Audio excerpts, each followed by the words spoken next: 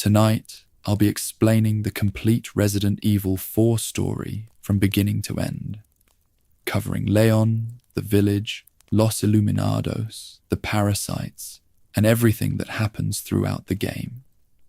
I'll leave timestamps for all the sections down in the description, and if you enjoy the video, feel free to like and subscribe to support the channel. With that said, let's get into Resident Evil 4. Following his traumatic escape from Raccoon City, Leon Kennedy was immediately detained by the United States government.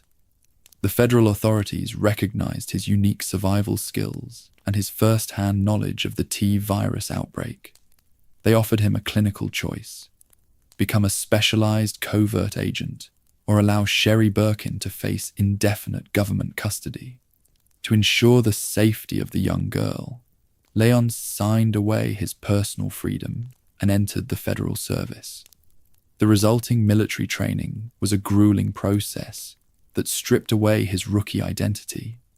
Leon underwent years of tactical conditioning and psychological hardening, transforming him into a lethal operative. He mastered various combat disciplines and high-level surveillance techniques under the supervision of the Division of Security Operations. This period turned a haunted survivor into a stoic tool of the national interest. Leon was no longer a local officer. He was a silent shield. His primary assignment involved direct reporting to the President's Secret Service. He handled sensitive missions regarding biological containment and international security, moving through the shadows of the post-Umbrella world. Leon carried the weight of the 1998 incident into every engagement, his resolve fueled by the memory of the fallen. He became the most reliable asset in the federal arsenal. The rookie cop was officially replaced by the elite specialist. Leon's evolution was a documented success for the government's recruitment of Raccoon City veterans. He possessed a level of situational awareness that the standard military could not replicate. By 2004, he was prepared for the most high-stakes mission of his career. He moved toward the Spanish Valley with a mechanical focus, unaware that the prehistoric fire was waiting for him. The federal agent was ready for the extraction.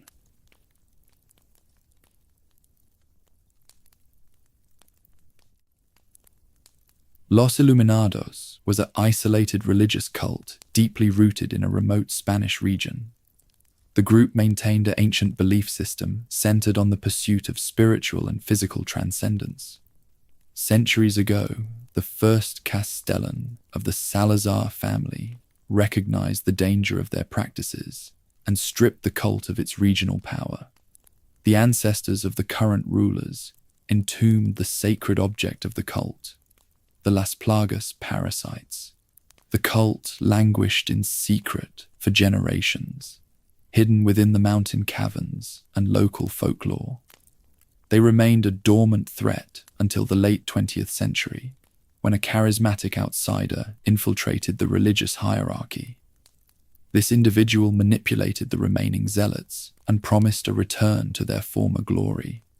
The cult began to reclaim its influence over the impoverished local population. The religious facade was a mask for industrial ambition. The order for the excavation of the sealed caverns marked the start of the modern crisis. The cult utilized the local laborers to unearth the fossilized remains of the parasites. This archaeological dig was a clinical attempt to revive the biological power that the first Castellan had feared. The stones of the castle were the only barrier between the world and the prehistoric rot. The cult was ready to unleash the scythe. Los Iluminados functioned as a closed social loop, where the villagers were bound by faith and fear. They followed the commands of their leaders with an absolute devotion that bypassed the laws of the state. The group prepared for a global expansion, utilizing the Spanish Valley as their primary laboratory. The ancient shadow was moving into the light of the new millennium. The cult was no longer a memory. It was an active biological variable. Part 3. Osmund Saddler, the mastermind. Osmund Saddler was not a traditional religious zealot, but a brilliant master of biological weaponry. He utilized the cult's mythology to build a private empire centered on the Las Plagas research. By unearthing the fossilized parasites, his team of researchers successfully revived the prehistoric organisms. Saddler sought to achieve a total dominance over the human species through the management of the parasitic link. He was the architect of the Valdelobos apocalypse. Saddler ingested the dominant species Plaga, which allowed him to maintain his human intelligence while issuing telepathic commands. This parasite granted him a supernatural control over the common hosts, turning the local population into a coordinated army. He viewed himself as a biological god who could rewrite the social order. Saddler monitored the expansion of the cult with a detached focus, recording the data for his global plot. The leader was a reaper who wore a priest's robes. His ultimate plan required the kidnapping of Ashley Graham, the daughter of the United States president. Saddler intended to inject her with a parasite and return her to the American capital as a rescued victim. Once the Plaga matured, he would utilize his telepathic frequency to seize the nuclear codes and infect the federal leadership. This was a documented act of political and biological terrorism. The girl was merely a vessel for his final ritual. Saddler's leadership was characterized by an absolute lack of empathy for his followers. He viewed the villagers and the zealots as disposable assets for his evolutionary vision. He utilized his position to secure the funding and the technology needed to refine the Plaga strains. The mastermind was a being of pure tactical aggression who outplayed the regional authorities. He stood at the peak of the parasitic hierarchy, his eyes fixed on the global horizon. Part 4. Ramon Salazar, the corrupted Castellan. Ramon Salazar was the 8th Castellan of the region, a frail man defined by a lifetime of illness. He lived in a state of emotional vulnerability and physical isolation within his ancestral home. Saddler easily preyed upon these insecurities, convincing the young ruler that his family had committed a historical sin. Salazar was told that the first Castellan was a tyrant who had denied the people their true spiritual heritage. The young man was an accidental pawn in the cult's expansion.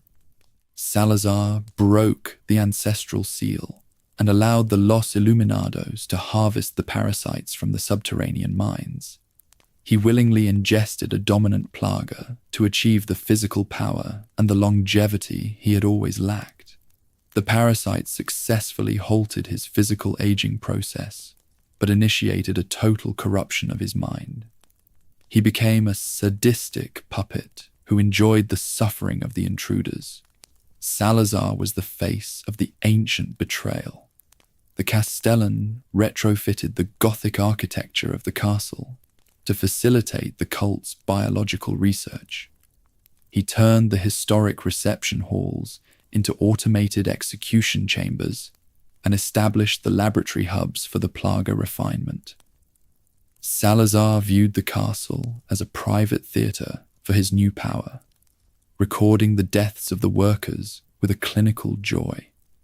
He was a reaper who hid behind the walls of his family's legacy. The bloodline was ending in a viral rage. His relationship with Saddler was one of absolute subordination and mutual convenience.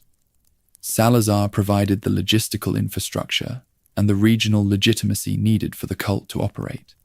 In exchange, he was granted a seat at the table of the new evolution. He remained a solitary figure within the tower, his humanity being slowly erased by the prehistoric fire. The 8th Castellan, was a witness to the total degradation of his own name. Part 5. Torres Mendez, the village enforcer. Torres Mendez was the towering chief of the village and the local Catholic priest. He possessed a high level of respect from the peasants and was a primary pillar of the community's stability. When Saddler arrived in the region, Mendez initially resisted the intrusion into his parish. However, he was eventually subdued by the cult's tactical forces and forcibly implanted with a dominant plaga. This event turned a man of God into a machine of biological war. The parasite completely rewired his devotion, converting his religious fervor into absolute loyalty to Saddler. Mendez's massive physical frame absorbed the mutation perfectly, granting him a superhuman strength and an unyielding resilience. He became the ruthless enforcer who managed the local peasants, now known as Ganados. Mendez monitored the village with a predatory focus, ensuring that no citizen deviated from the cult's directive. The chief was the master of the forest. His role in the mission involved the containment of the local perimeter and the liquidation of the intruders. Mendez moved through the village with a mechanical gait, his artificial glass eye recording the tactical data for his master. He viewed the infection of the villagers as a sacred duty, turning the church into a processing center for the parasitic eggs. The enforcer was a being of pure viral rage who maintained a facade of authority. The village was his private cage. The physical presence of Mendez was a documented deterrent for any potential resistance. He liquidated the local dissenters with a clinical efficiency, his body becoming a vessel for the prehistoric fire. Mendez represented the total failure of the social order in the Spanish Valley. He was a hero who had been reduced to a monster by the corporate mastermind. The chief was the first Reaper Leon encountered in the dark. Part 6. Luis Serra, the rogue scientist. Luis Serra was a brilliant biologist born in the local Spanish village who escaped rural poverty to work for the Umbrella Corporation. Following the collapse of the pharmaceutical giant, he returned to his home region and was hired by Osmund Saddler. Luis was tasked with the analysis of the unearthed parasites and the refinement of the plaga strains. He was a man of high intellect who possessed the keys to the biological mystery. The researcher was a ghost from the old world. Luis successfully isolated the parasites and created a specialized chemical compound known as the suppression medicine. However, he eventually realized that Saddler intended to achieve a global saturation through the mass infection of the species. Luis chose to betray the cult, stealing a pristine, dominant plaga sample and the technical data for the parasite removal. This act of moral resilience made him the most hunted target in the valley. The scientist was a savior in the ash. His knowledge of the Arklay incident and the G virus provided him with a unique perspective on the prehistoric fire. Luis understood that the plaga was an evolutionary miracle that could not be managed by a mortal heart. He moved through the woods as an independent agent, seeking an extraction point for his research. He viewed the mission as a chance to achieve a personal redemption for his past corporate sins. The researcher was a man who carried the cure. The relationship between Luis and the federal agent was characterized by a mutual professional interest. Luis provided Leon with the suppression pills needed to stall the infection, acting as a shadow ally during the village investigation. He realized that the marksman was the only person capable of stopping the cult's vision. The laboratory key he carried was a documented signal of his commitment to the truth. The scientist was reaching the end of his long night. Part 7. Jack Krauser, the fallen partner. Jack Krauser was a highly decorated soldier and Leon's former partner during the Operation Javier incident in 2002. After sustaining a career-ending arm injury and feeling abandoned by the United States government, Krauser faked his physical death. He sought out Albert Wesker to gain the viral power he craved to restore his tactical dominance. Wesker sent him to infiltrate the Los Iluminados cult as a secret operative. The soldier was a reaper who had traded his honor for a claw.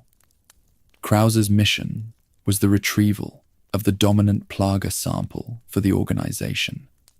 To prove his loyalty to Saddler and secure his position within the cult, he orchestrated the kidnapping of Ashley Graham.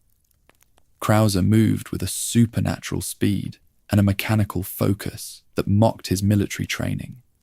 He viewed the prehistoric fire as an industrial tool that would allow him to rule the world. The mercenary was a man who lived for the fight. The psychological impact of the 2002 mission was a recorded beat in his internal narrative. He saw himself as a warrior who had been discarded by a soft society. Krauser's resentment toward Leon was fueled by the agent's ongoing loyalty to the federal law. He viewed his former partner as a relic of a dying era. The soldier was a being of pure viral ambition who sought a throne of iron and blood. The partnership was dead. His presence on the island provided the cult with the elite tactical advantage. Krauser managed the military defense of the base, recording the performance of the Ganados squads.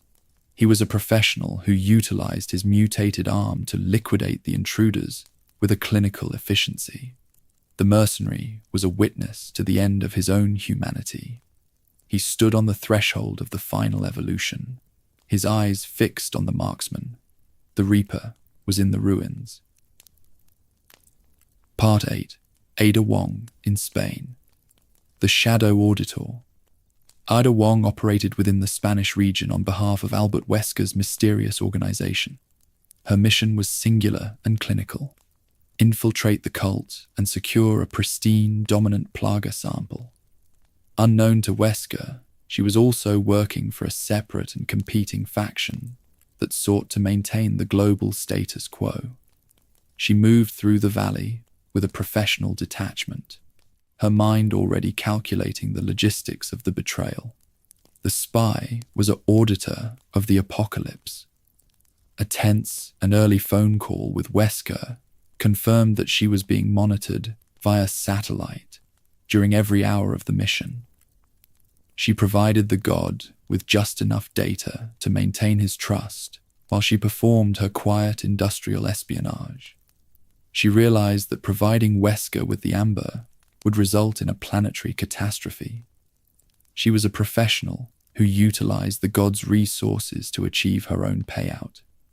The sky was the stage for her game.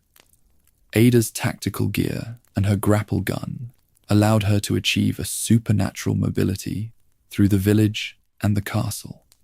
She acted as a shadow guardian for Leon Kennedy, ensuring his survival against the cult's primary security.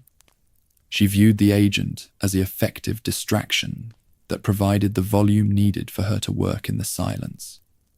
The spy was an auditor who was piecing together the map of the next evolution. The fire was in her hands. The relationship between the spy and the mercenary was a documented struggle for the control of the information. She outplayed the cult and the god to secure her own professional autonomy. Ada stood in the center of the parasitic fire, her eyes fixed on the purple vial. She was a being of pure situational awareness who refused to be owned by a single master. The Spanish mission was reaching its terminal velocity, and the Reaper was in red. Part 9. Ashley Graham, the political weapon. Ashley Graham, the daughter of the United States President, was the ultimate political weapon for the Los Iluminados cult. Her bloodline provided Saddler with the unique opportunity to infect the highest echelons of the American government from within. She was an individual of high character who had been pulled into a world of engineered horror.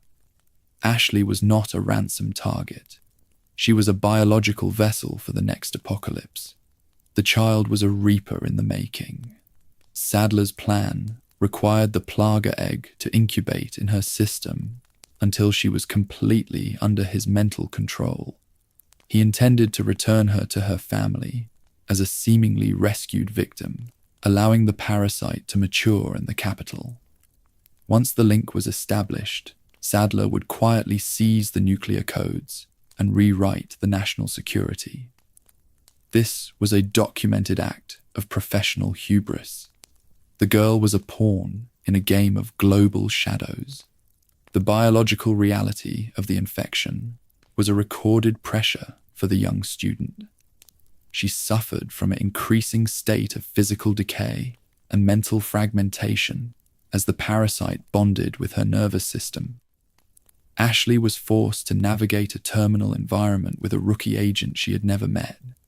Her survival was a documented miracle of human resilience. The girl was a witness who was being erased by the fire in her blood.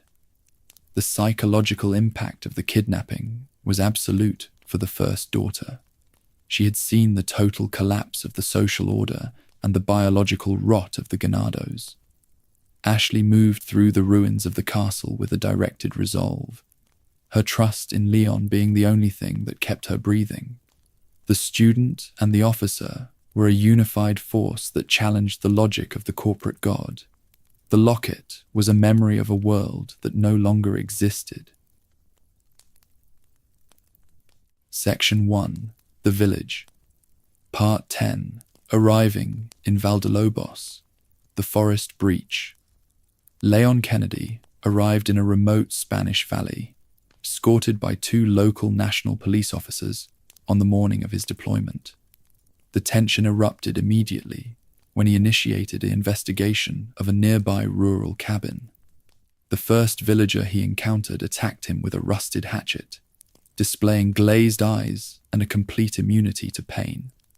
This was the first confirmation that the regional peace was an industrial lie. The agent was forced to liquidate the host in an act of self-defense. Returning to the perimeter, Leon discovered that his police escorts had been brutally murdered by the local population. Their vehicle had been pushed into a deep canyon, leaving him entirely isolated within the forest. This event was a documented act of tactical isolation conducted by the Los Iluminados cult. Leon was now a solitary actor in a world of engineered reapers. The forest was a laboratory for his survival. The mission had officially begun. The environment of Valdelobos was characterized by a heavy atmosphere of decay and mechanical traps.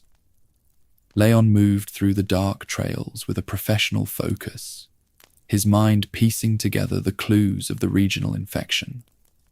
He realized that the villagers were not victims of a viral rot, but participants in a parasitic hierarchy. Every step he took was a recorded movement in the cult's audit. The forest was a graveyard of high character. Leon's situational awareness was a clinical advantage in the navigation of the forest paths. He utilized his tactical training to bypass the direct engagements, realizing that his resources were finite. The isolation of the valley was a visceral proof of the corporate reach into the developing nations. He was a federal reaper who was moving toward the heart of the conspiracy. The night was breaking into a world of fire. Part 11. The Village Attack. The Hypnotic Trance. Entering the village square, Leon witnessed the absolute horror of the regional collapse as one of his escorts was burned at a stake. The entire population, the Ganados, immediately swarmed the agent with pitchforks, sickles, and heavy chainsaws. Unlike mindless zombies, these enemies coordinated their attacks and utilized the environment to isolate the target. They spoke to one another in a prehistoric dialect, proving a high level of mental coordination. The village was an absolute war zone. The assault reached its clinical peak within the municipal center, where Leon was forced to hold the line against an unyielding horde. The struggle was a visceral demonstration of the power of the Plaga parasite over the human host. The Ganados displayed a supernatural resilience that ignored the standard ballistic threat. Leon utilized the local buildings and the rooftops to stay ahead of the swarms. The village was a laboratory of blood and stone. The battle only ended when a distant church bell rang, triggering an immediate hypnotic trance within the population.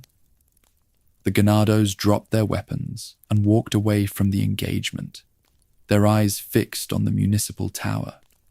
This event was a documented proof of the telepathic frequency utilized by the cult leadership. The crowd was a sentient entity that was managed by a single mind.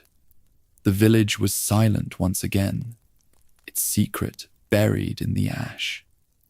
Leon monitored the evacuation of the square with a detached focus, recording the data on the parasitic behavior. He realized that he was facing an enemy that possessed an absolute tactical discipline. The bell was a clinical signal that the time for the city was over. He was a survivor who had outrun the Reaper to find an even darker truth. The village was a memory of fire and stone. The night was long. Part 12. Del Lago, the Aquatic Reaper. To cross the expansive local lake, Leon utilized a small motorboat, but was intercepted by the biological god known as Del Lago. This creature was a 60-foot aquatic monster that dominated the water space with a supernatural physical output. Originally a standard salamander, the creature had been discarded in the lake after being fed heavily mutated Plaga test subjects. The parasite had successfully adapted to the amphibian biology, turning it into an apex predator. The lake was an industrial graveyard. The encounter was a visceral demonstration of the power gap between the human element and the parasitic evolution. Del Lago moved with a lethal speed, dragging the boat and the officer through the dark water. Leon was forced to utilize a barrage of heavy spears to neutralize the beast, initiating a high-stakes struggle for his own survival. The engagement was a documented miracle of tactical resilience and situational awareness. The water was a funeral pyre for the monster. The biological reality of the creature confirmed that the Plaga possessed an extraordinary ability to adapt to non-human hosts. The parasite had mutated the host cells at an exponential rate, without destroying the baseline survival instincts. Del Lago was an engine of pure viral fire that consumed every biological resource in the lake. Leon monitored the performance of the beast from the boat, recording the data for his final report. The monster was a signal that the fire was out of control. The termination of Del Lago ensured the safety of the path toward the castle ruins. Leon reached the opposite shore as the monster was reduced to a biological statistic on the lake floor. The engagement provided the federal agent with the final proof of the cult's industrial reach. He realized that the regional nature had been rewritten by the pharmaceutical masterminds. The lake was a memory of blood and iron, its history written in the remains of the god. Part 13. Ada's first appearance. The castle reunion. Following his battle with the Aquatic Reaper, Leon tracked the cult activity to the old castle walls. There, a mysterious figure in red ambushed him, initiating a brief and intense hand-to-hand skirmish. Leon utilized his tactical training to disarm the operative, eventually unmasking the woman as Ada Wong. This reunion, 6 years after the Raccoon City incident, shattered Leon's belief that she had died in the Nest facility. The ghost had returned as an industrial spy. The encounter was characterized by a clinical avoidance of their shared history in the sewers.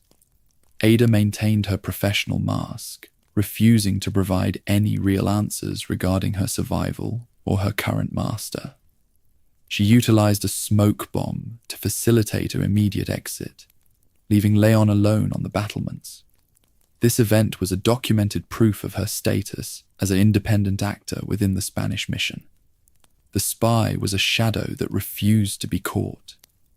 Leon's reaction to her presence was a recorded beat in his psychological evolution. He had spent years carrying the guilt of her loss, only to find her in the middle of a secondary biological crisis. He realized that the woman he knew was a facade for a much more dangerous operative. The castle was a laboratory for their final betrayal.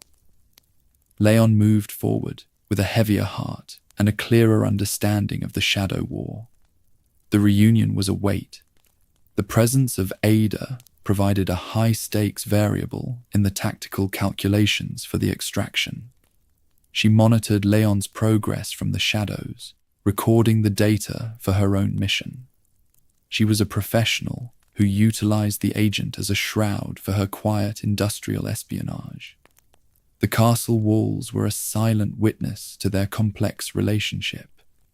The marksman and the spy were two predators moving through the same dark space.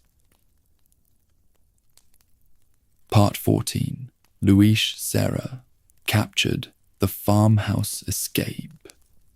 Leon discovered Luis Serra bound inside a heavy sack within a secluded rural farmhouse during the initial village investigation. Before they could exchange professional details, Vitores Mendez arrived and knocked the agent unconscious.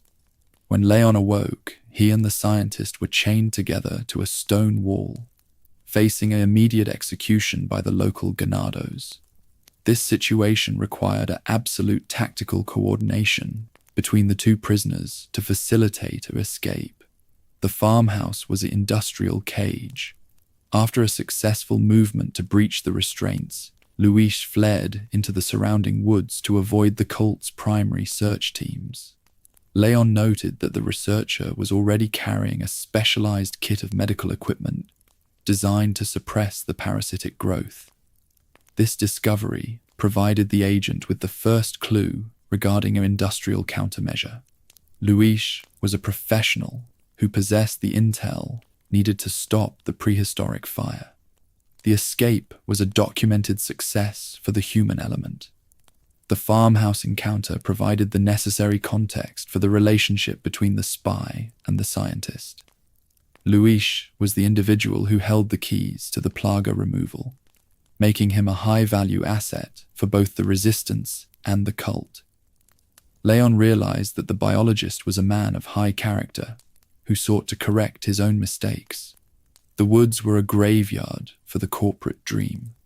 The researcher was a light that guided the agent toward the morning. The organization monitored the escape from their secret terminals, recording the data on the new alliance. They realized that Leon and Luis were effective tactical actors who could disrupt the mission. The farmhouse was a visceral record of the total failure of the cult's containment.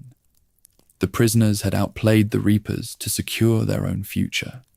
The fire was moving deeper into the forest, and the end was in the laboratory.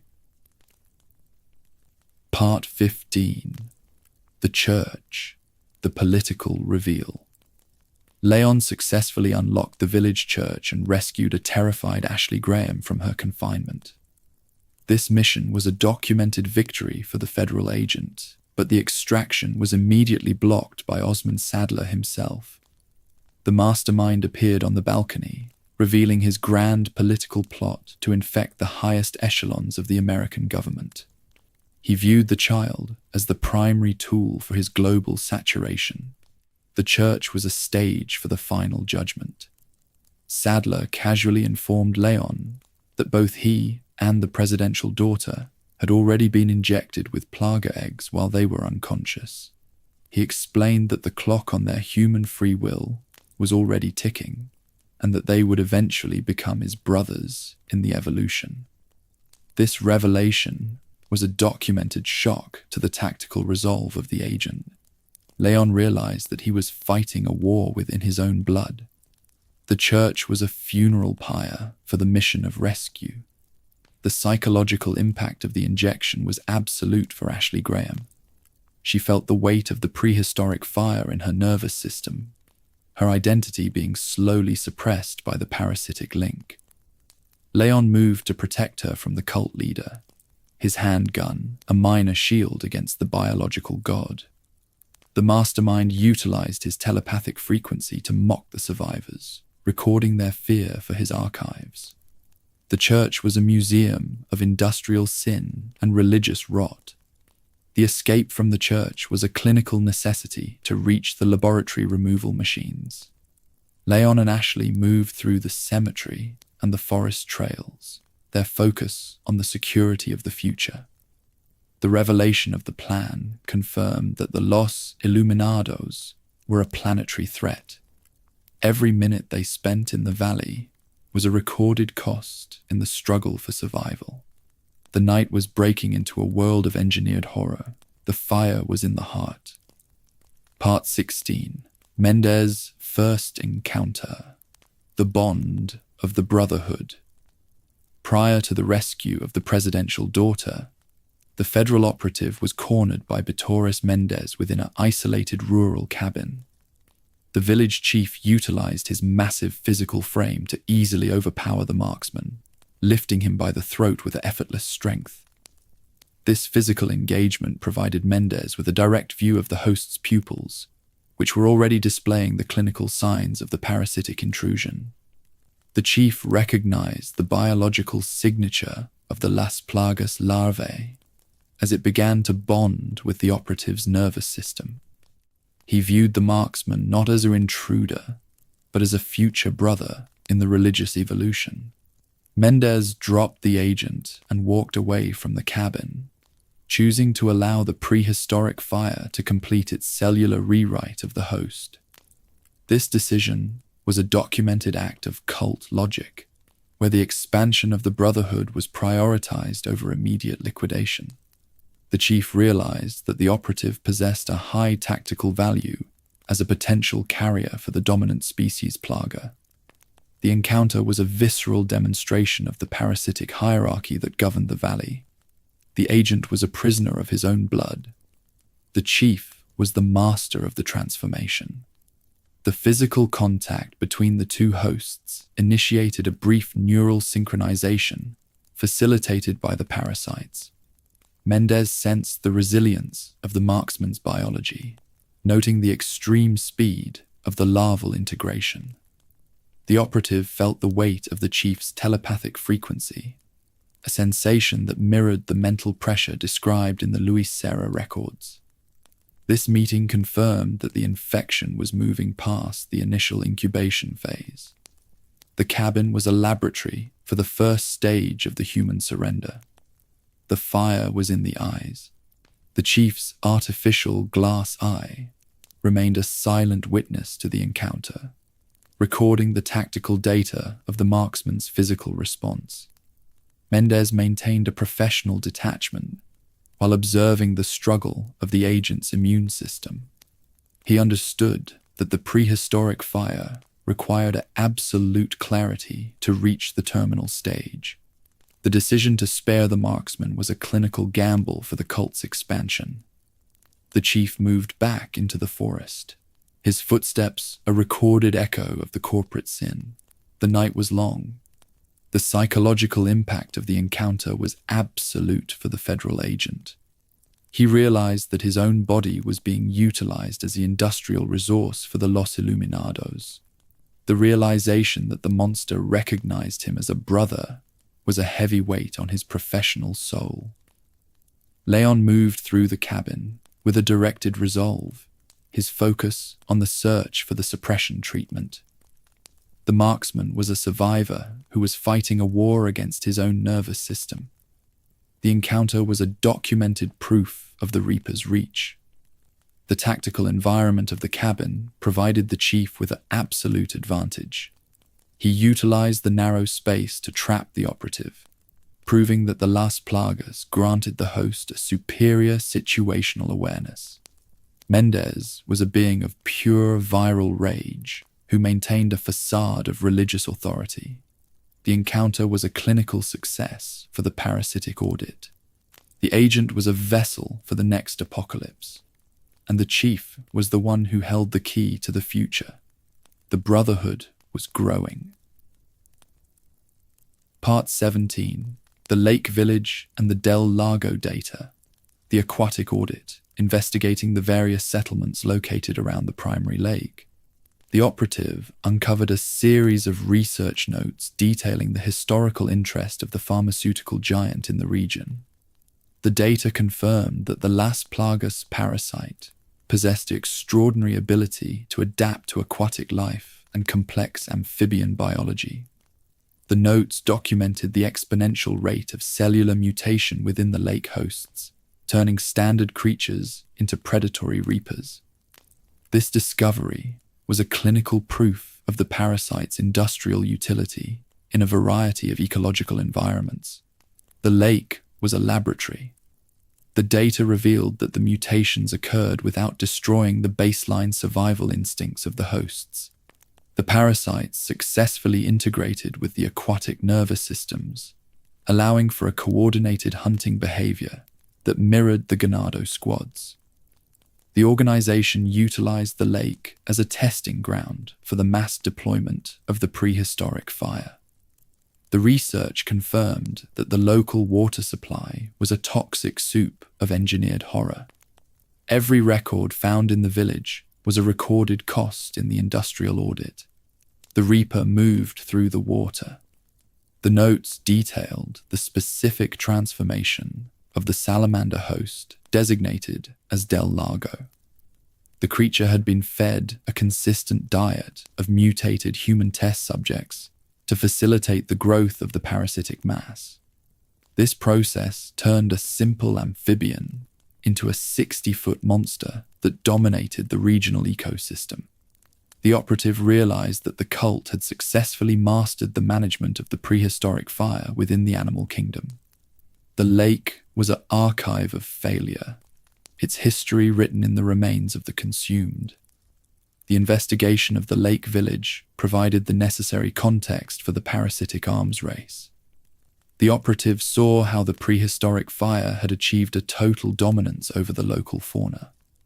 The research notes provided the clinical blueprints for the creation of the aquatic BOWs that would later plague the global theaters. The marksman recorded the data for the DSO archives, noting the absolute lack of corporate empathy in the project. The village was a sanctuary that had been erased by the industrial sin. The psychological impact of the discovery was absolute for the federal agent. He realized that the prehistoric fire was not a localized accident, but an intentional act of biological engineering.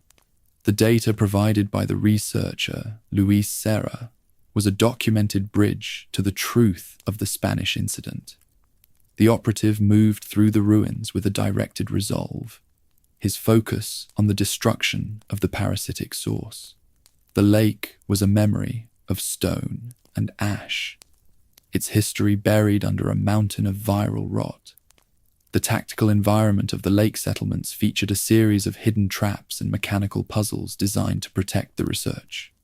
The operative utilized his tactical training to bypass the barriers and secure the data. The research confirmed that the Las Plagas were the ultimate biological currency of the new millennium. Every page of the notes was a clinical success for the parasitic audit. The marksman was an auditor of the apocalypse who was piecing together the map of the end. The fire was in the water. Part 18. Colmillos, the canine host. As the federal agent and the presidential daughter navigated the dark forest trails, they were ambushed by the infected canines known as colmillos. These local wolves had been exposed to the prehistoric fire through the consumption of infected human tissue. The infection manifested violently when the creatures were threatened, resulting in the total physical destruction of the host's back. Massive writhing parasitic tentacles lined with razor-sharp bone blades erupted from the spinal columns.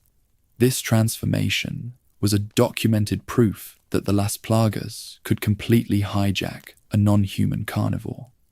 The colmillos moved with a supernatural speed and a mechanical aggression that ignored the standard territorial behaviors. They utilized the dense forest canopy to ambush the survivors, their roars replaced by a high-pitched parasitic frequency. The operative was forced to utilize an aggressive tactical approach to neutralize the swarms, realizing that the tentacles possessed absolute reach. Every engagement with the wolves was a visceral demonstration of the parasite's dominance over the animal nervous system. The forest was a laboratory for the canine reaper.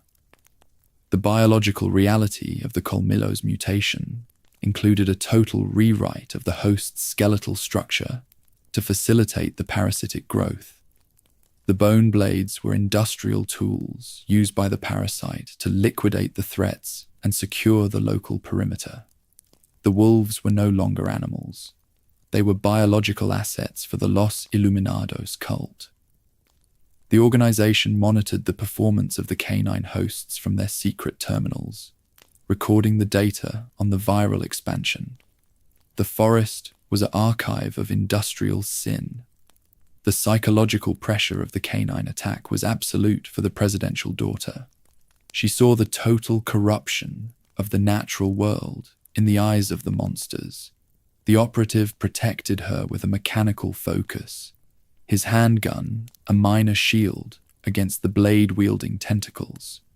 The encounter confirmed that the prehistoric fire was a planetary threat that ignored the borders of the species.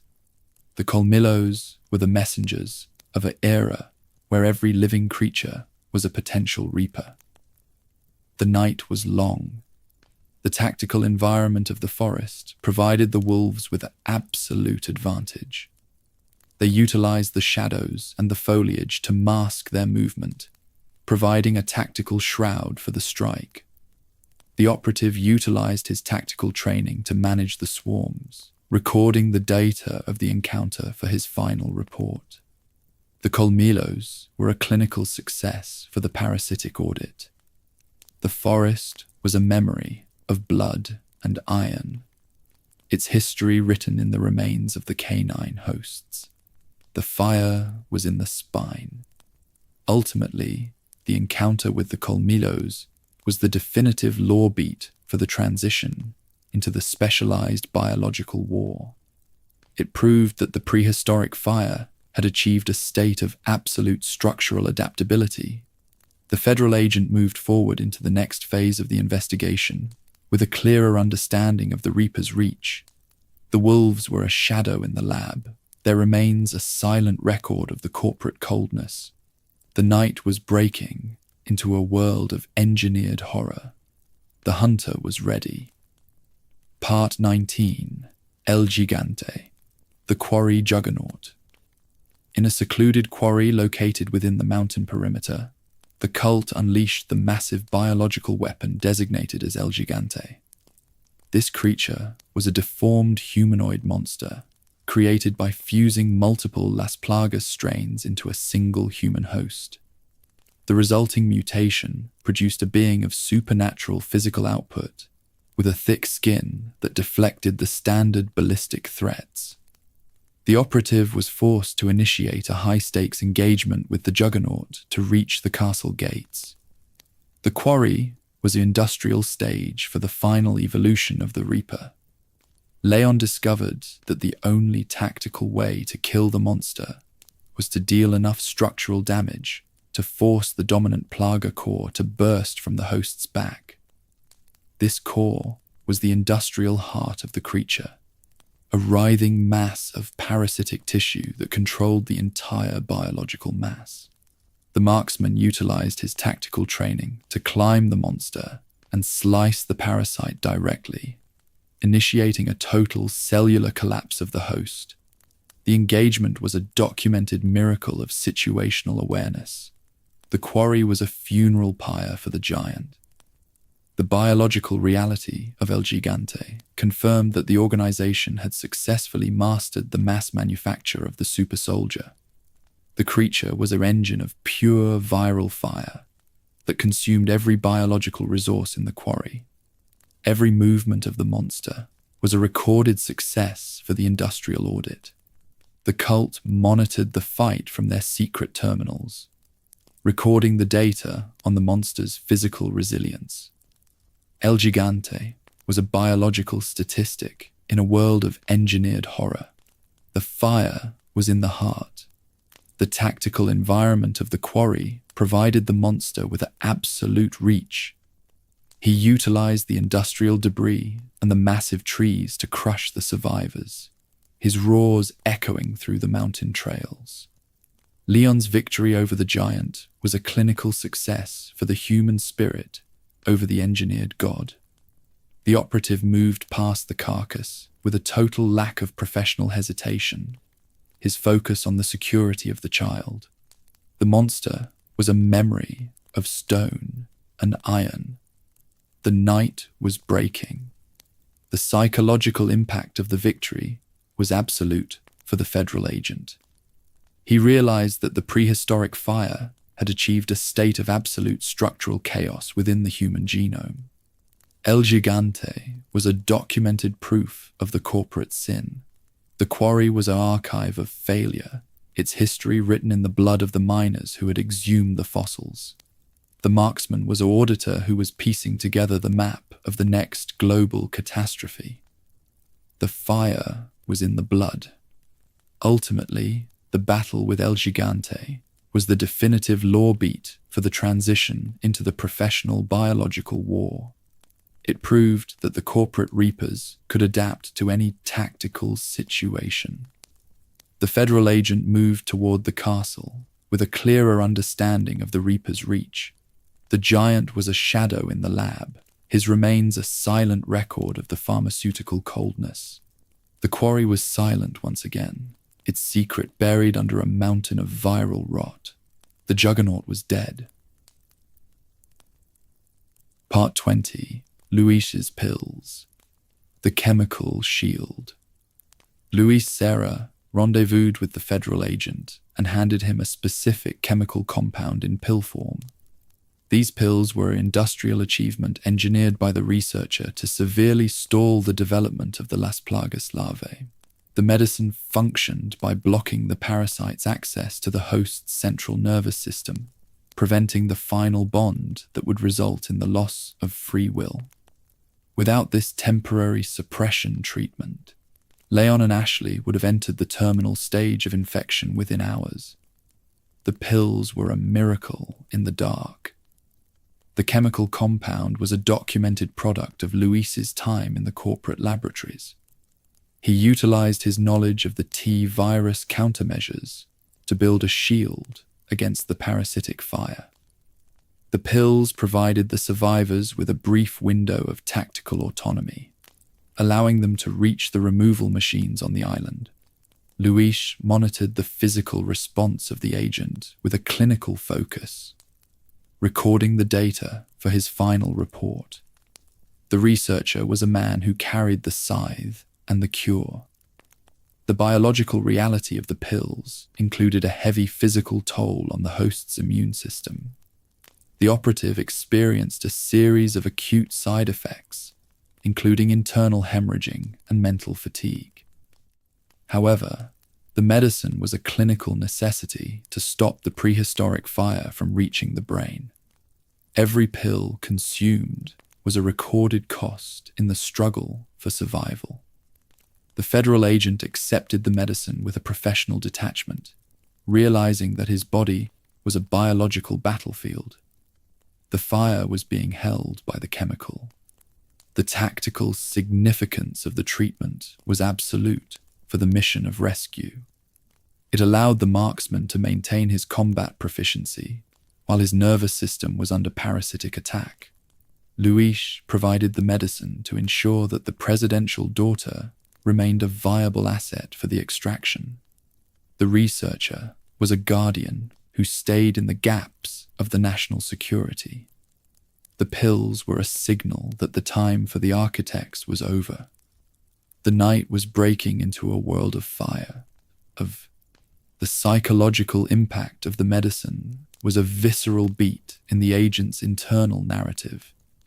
He had to rely on a former umbrella scientist to maintain his own identity.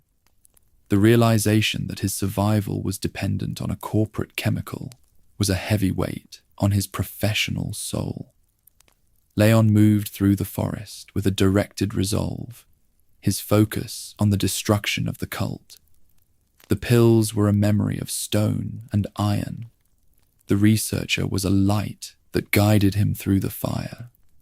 Ultimately, the story of the suppression medicine was the most significant law beat of the village investigation. It proved that the prehistoric fire required an absolute clarity to be contained. Luis Serra was the hero who had secured the future of the Alliance. The federal agent moved toward the castle with the cure in his pocket, his eyes fixed on the horizon. The night was long, and the morning was fire. The pills were total. Part 21. Mendez at the abattoir. The centipede mutation. Leon Kennedy cornered Bitores Mendez inside an abandoned municipal abattoir located on the outskirts of the village. Trapped and facing a direct tactical engagement, the chief unleashed his full biological mutation. His spine elongated into a massive centipede-like structure composed of wooden and bone appendages. This transformation was a documented peak of the dominant species Plaga's physical potential. Mendez moved through the vertical space of the slaughterhouse with a supernatural speed, his human torso acting as a pivot for the parasitic rage. The abattoir was an industrial graveyard. The battle in the slaughterhouse was a visceral demonstration of the power gap between the hero and the enforcer. Mendez utilized his massive limbs to crush the industrial equipment and isolate the marksman. Leon was forced to utilize the environmental traps and the heavy weaponry to neutralize the monster, initiating a total cellular collapse of the host. After a brutal engagement, the agent blew the chief apart, recovering an artificial glass eye from the biological debris. This eye contained the retinal scan data required to open the massive iron gates leading to the castle. The biological reality of the centipede mutation included an absolute loss of the human skeletal constraints. The parasite had successfully rewritten the chief's nervous system to facilitate a 360-degree combat awareness. Mendez was a machine of viral fire that refused to stay deceased until his spinal cord was vaporized. Leon monitored the performance of the beast from the metal walkways, recording the data for his final report. The enforcer was a biological statistic in a world of engineered horror. The eye was a prize. The tactical significance of the retinal scan was absolute for the transition into the next phase of the mission. It provided the operative with the high-level clearance needed to bypass the cult's primary security. Mendez had been a guardian of the gate, and his death was a documented signal for the start of the castle investigation. Leon moved toward the iron gates with a directed resolve, his focus on the security of the future. The abattoir was a funeral pyre for the village chief. The fire was in the eye. The psychological impact of the victory was absolute for the federal agent. He had successfully outplayed the most dangerous enforcer in the Spanish Valley. The recovery of the glass eye was a recorded act of professional hygiene. Leon moved toward the castle with a heavier heart and a clearer understanding of the Reaper's reach. Every explosion was a recorded cost in the industrial audit. The chief was a memory of blood and iron. The night was breaking into a world of absolute horror. Ultimately, the battle at the abattoir was the definitive law beat for the end of the village narrative. It proved that the human spirit could match the power of the parasitic god through an act of tactical resilience. Bitores Mendez was a hero who had been reduced to a monster by his own master. Leon Kennedy was the only human variable that remained stable in the face of the betrayal. The abattoir was a memory of stone and iron, its history buried under a mountain of viral rot. The enforcer was gone. Part 22. Salazar Castle. The Gothic Fortress. Salazar Castle functioned as a Gothic fortress built over the ancient subterranean caverns where the first Castellan had entombed the parasites centuries prior. Ramon Salazar completely retrofitted the castle's architecture to facilitate the cult's biological research and the liquidation of the intruders. He converted the historic reception halls and the deep dungeons into automated execution chambers. The fortress was an industrial trap featuring mechanized walls and fire-breathing stone statues. This environment was a documented success for the management of the prehistoric fire. The layout of the castle was a tactical grid designed to isolate the intruders through the use of deep pits and spike-line traps. Salazar monitored the progress of the federal agent from his central tower, recording the data of the engagements for his master, Osmund Saddler. The fortress was a museum of industrial sin and ancient blood, its history being rewritten by the parasitic evolution. The operative moved through the marble halls with a professional focus, realizing that the castle was a being of pure tactical aggression. The subterranean caverns, located beneath the castle foundations, were the source of the regional infection. The excavation of the petrified remains had turned the fortress into a nursery for the new god. Salazar utilized the local laborers and the cult zealots to exhume the prehistoric fire, recording the data of the revival. Every stone of the castle was a recorded proof of the massive investment the pharmaceutical giant had placed in the project. The fortress was a mechanical reaper that was processing the human genome. The technical layout of the castle included a series of high-security gates that required specific biological keys and retinal data to bypass.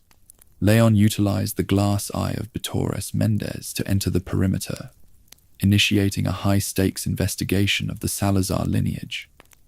The castle was a closed loop of engineered horror that the survivors had to navigate to find the truth. The fortress was a documented achievement for the corporate secrecy. The shadows were moving toward the center of the conspiracy. The psychological impact of the castle's architecture was absolute for the survivors. They felt the weight of the ancient betrayal in every hallway and every dungeon. The fortress was a funeral pyre for the municipal peace, its history written in the blood of the workers who had built the execution chambers. Leon and Ashley moved toward the inner sanctum with a directed resolve, their eyes fixed on the horizon. The castle was a memory of stone and iron. The night was long. Ultimately, the entry into Salazar Castle was the definitive law beat for the transition into the professional biological war. It proved that the corporate reapers had built a world of sterile light that was as dangerous as the urban graveyard. Leon Kennedy was a hero who had outrun the god and the necrotic swarms to reach the heart of the conspiracy. The fortress was an archive of failure, its history buried under a mountain of viral rot. The night was breaking into a world of engineered horror. Part 23. The Zealots, the fanatical paramilitary.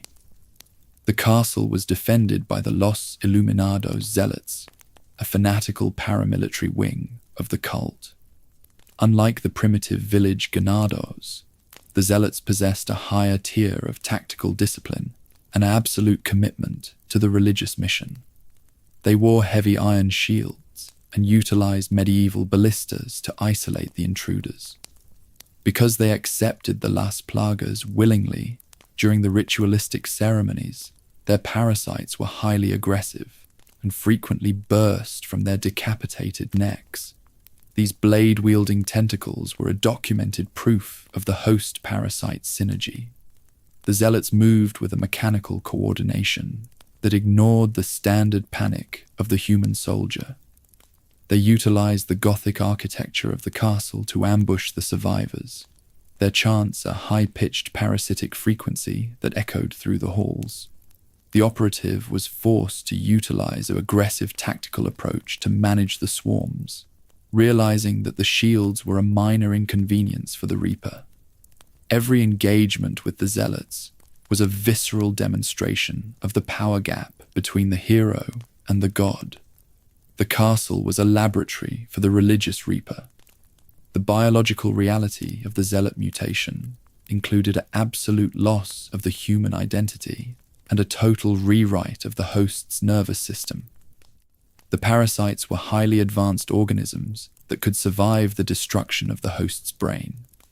The blade-wielding tentacles were industrial tools used by the parasite to liquidate the threats. The Zealots were a documented success for the industrial super soldier project. The organization monitored their performance from the towers, recording the data for the next generation of Reapers. The psychological pressure of the religious chanting was absolute for the presidential daughter.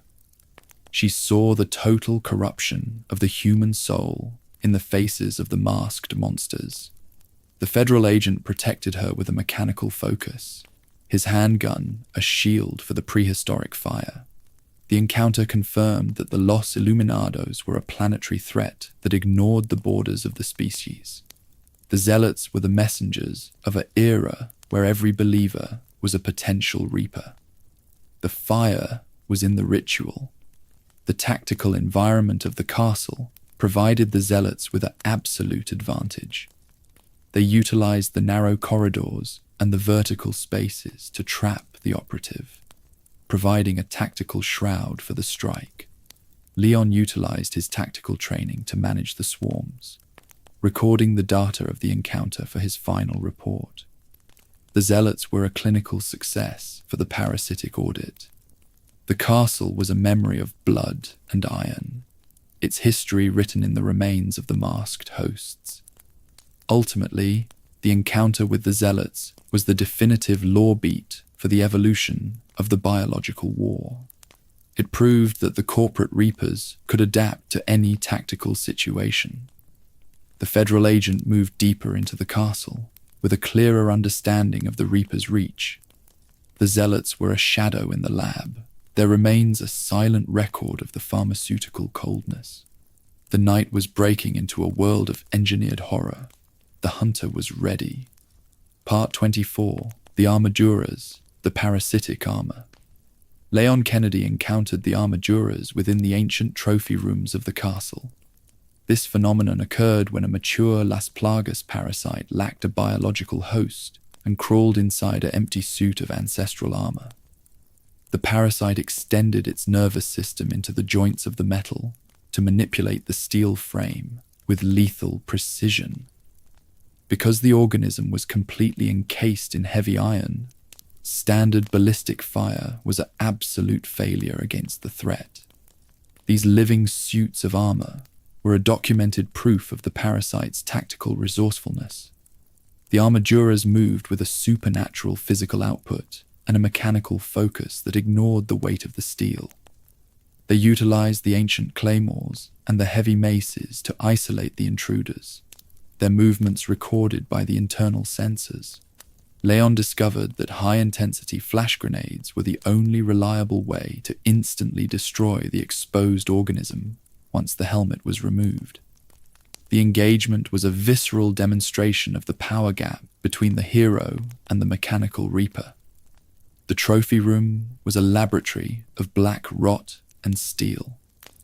The biological reality of the Armadura's mutation included a total integration of the parasite with the mechanical infrastructure of the suit. The organism utilized the metal as an industrial shell to protect its vulnerable tissue. This process was a documented success for the industrial audit, providing the necessary research to refine the next generation of armored Reapers. The organization monitored the performance of the living suits from their secret terminals, recording the data on the parasitic adaptation. The castle was an archive of industrial sin. The tactical environment of the trophy room provided the armaduras with an absolute advantage. They utilized the shadows and the vertical spaces to ambush the operative, providing a tactical shroud for the strike. Leon utilized his tactical training to manage the swarms, recording the data of the encounter for his final report. The armaduras were a clinical success for the parasitic audit. The trophy room was a memory of blood and iron, its history written in the remains of the metal hosts. The fire was in the steel. The psychological impact of the living armor was absolute for the federal agent. He realized that the prehistoric fire could utilize any resource to achieve its terminal mission. The armaduras were a documented proof of the corporate sin. The trophies were no longer symbols of the past. They were reapers for the future. Leon moved forward with a directed resolve, his focus on the destruction of the parasitic source. The castle was a memory of stone and iron, its history buried under a mountain of viral rot. Ultimately, the encounter with the armaduras was the definitive law beat for the transition into the specialized biological war. It proved that the corporate reapers could adapt to any environment. The federal agent moved toward the inner sanctum with a clearer understanding of the reaper's reach. The living suits were a shadow in the lab, their remains a silent record of the pharmaceutical coldness. The night was breaking into a world of engineered horror. The hunter was ready. Part 25. Ashley captured. Again, the telepathic frequency. While exploring the ritual chambers of the castle, Ashley Graham stepped into a hidden wall trap orchestrated by Ramon Salazar. As she was separated from the federal agent, the advanced growth of the Las Plagas larva in her nervous system caused a total loss of her cognitive control. She suffered from a series of severe hallucinations and internally succumbed to Osmund Saddler's telepathic frequency. This mental hijacking prevented her from resisting as the cultists dragged her deeper into the inner sanctum. The separation was an industrial success for the master. The biological reality of the telepathic frequency provided Saddler with absolute control over the infected hosts. He utilized the dominant species Plaga to issue mental commands that bypassed the host's human willpower. Ashley was a vessel for the prehistoric fire that was moving toward the terminal stage. The separation was a documented act of tactical isolation conducted by the Los Iluminados cult. The girl was a prisoner of her own blood. The master was the voice in the dark. The psychological impact of the mental hijacking was absolute for the presidential daughter. She saw the total corruption of her own identity within the halls of the castle. The separation forced her to face the necrotic swarms and the mechanical traps alone, her human spirit being slowly erased by the parasitic link. Ashley moved with a directed resolve, her mind piecing together the clues of the corporate betrayal. She was a student who was being erased by the fire of her own blood. The organization monitored the capture of Ashley from their secret terminals, recording the data on the successful mental control. They realized that the girl was a high-level human variable who possessed the keys to the federal leadership. The ritual chambers were a documented laboratory for the final cleanup of the presidential bloodline. Ashley was a miracle of resilience who had survived the total collapse of her social order. The master was a reaper who worked from the center of the frequency. The tactical environment of the ritual chambers provided the cult with an absolute advantage. They utilized the hidden doors and the vertical spaces to trap the girl, providing a tactical shroud for the strike. Leon utilized his tactical training to reach the inner sanctum, his focus on the security of the child. The separation was a visceral proof of the prehistoric fire's ability to isolate the human element. The chambers were a memory of blood and iron. The night was breaking. Ultimately, the capture of Ashley Graham was the definitive law beat for the transition into the final act. It proved that the prehistoric fire required an absolute clarity to be contained. The marksman and the student were two reapers who had built the world of the castle. Leon Kennedy was the only human variable that remained stable in the face of the betrayal. The chambers were a funeral pyre for the municipal honor. The fire was in the heart. Part 26. Luis Serra killed. The mercenary strike. Luis Serra successfully obtained both the pristine, dominant Plaga sample and the specialized surgical blueprints required to remove the parasites. However, before he could hand the materials to the federal agent, Jack Krauser ambushed him from the shadows of the ritual chamber. The mercenary impaled the researcher through the chest with a tactical knife, delivering a terminal strike to the heart of the Alliance. This act was a visceral demonstration of the total war between the shadow operatives. Luis fell to the floor, his life reaching a terminal end. With his final breaths, Luis pressed his personal laboratory key into Leon's hand and expressed a deep professional remorse for his past work with the Umbrella Corporation. He admitted that his 30 years of research had resulted in the total destruction of his home and his family. This human variable was a documented shift in the laboratory drama.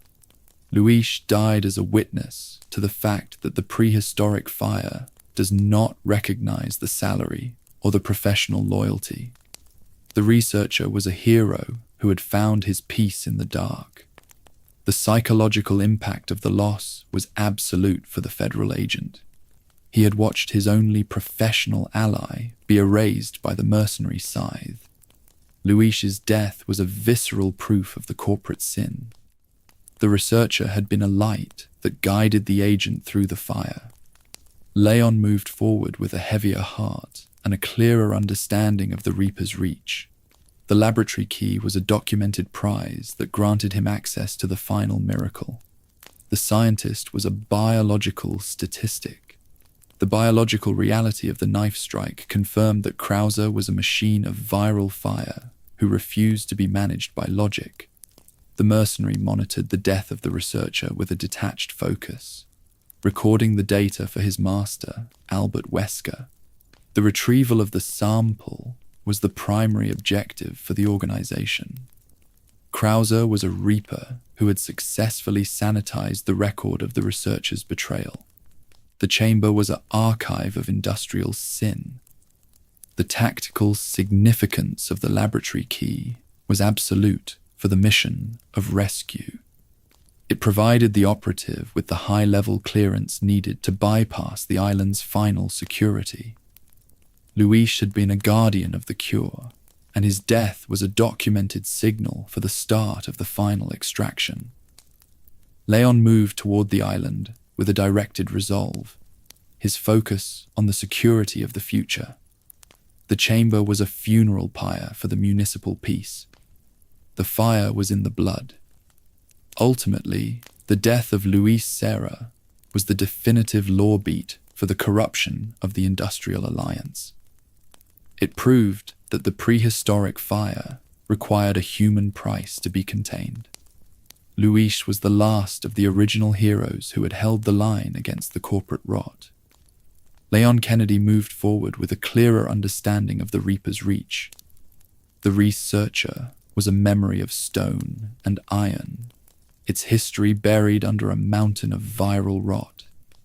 The scientist was gone. Part 27. The underground mine, the ancient amber.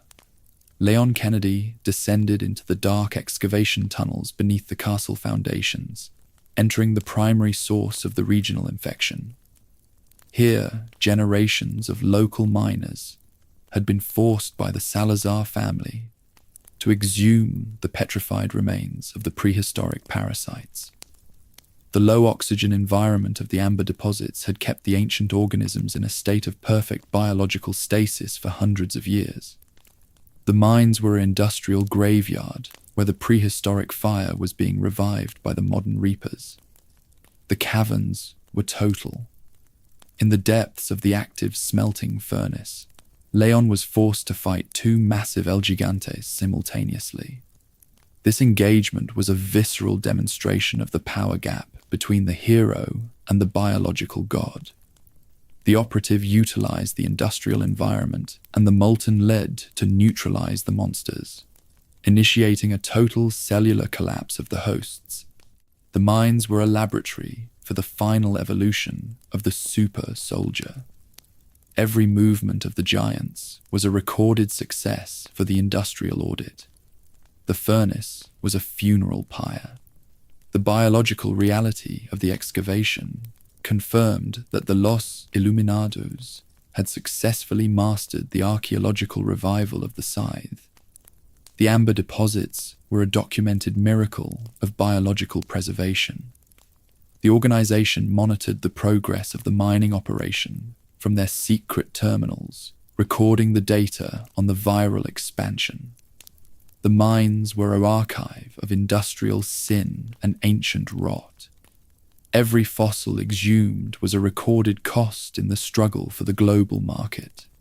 The fire was in the stone. The psychological impact of the mining operation was absolute for the federal agent. He realized that the prehistoric fire had been waiting in the dark for centuries. The miners were heroes who had been reduced to biological statistics by the corporate greed. Leon moved through the tunnels with a directed resolve, his focus on the destruction of the parasitic source. The mines were a memory of blood and iron, its history written in the remains of the giants. The night was breaking. The tactical environment of the tunnels provided the Ganados with an absolute advantage. They utilized the narrow passages and the vertical spaces to ambush the operative, providing a tactical shroud for the strike. Leon utilized his tactical training to manage the swarms, recording the data of the encounter for his final report. The mines were a clinical success for the parasitic audit. Every stone of the caverns was a recorded proof of the massive investment. The Reaper was in the dark. Ultimately, the investigation of the underground mine was the definitive law beat for the transition into the final hour. It proved that the corporate reapers had built a world of sterile light that was as dangerous as the urban graveyard. Leon Kennedy was a hero who had outrun the god and the necrotic swarms to reach the heart of the conspiracy. The mines were an archive of failure, its history buried under a mountain of viral rot. The night was breaking into a world of engineered horror. Part 28, The Novistadors, the Insect Assassin. In the upper structural hive of the castle, Leon Kennedy encountered the grotesque insect-human hybrids known as Novistadors. These creatures were a documented product of Luis Serra's research under the orders of Osmund Saddler.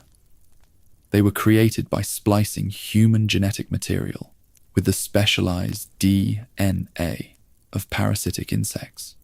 The Novistadors featured an advanced active camouflage that allowed them to blend perfectly into the Gothic stone corridors. These creatures proved that Saddler's research priorities had shifted away from simple foot soldiers toward apex biological assassins. The Novistadors moved with a supernatural physical output and a mechanical coordination that ignored the laws of human warfare. They utilized their vertical mobility and their poisonous biological strikes to isolate the survivors. The operative was forced to utilize an aggressive tactical approach to manage the hive, realizing that the camouflage was an absolute threat to his situational awareness.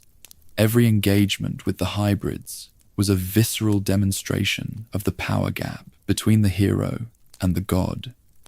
The hive was a laboratory for the industrial reaper.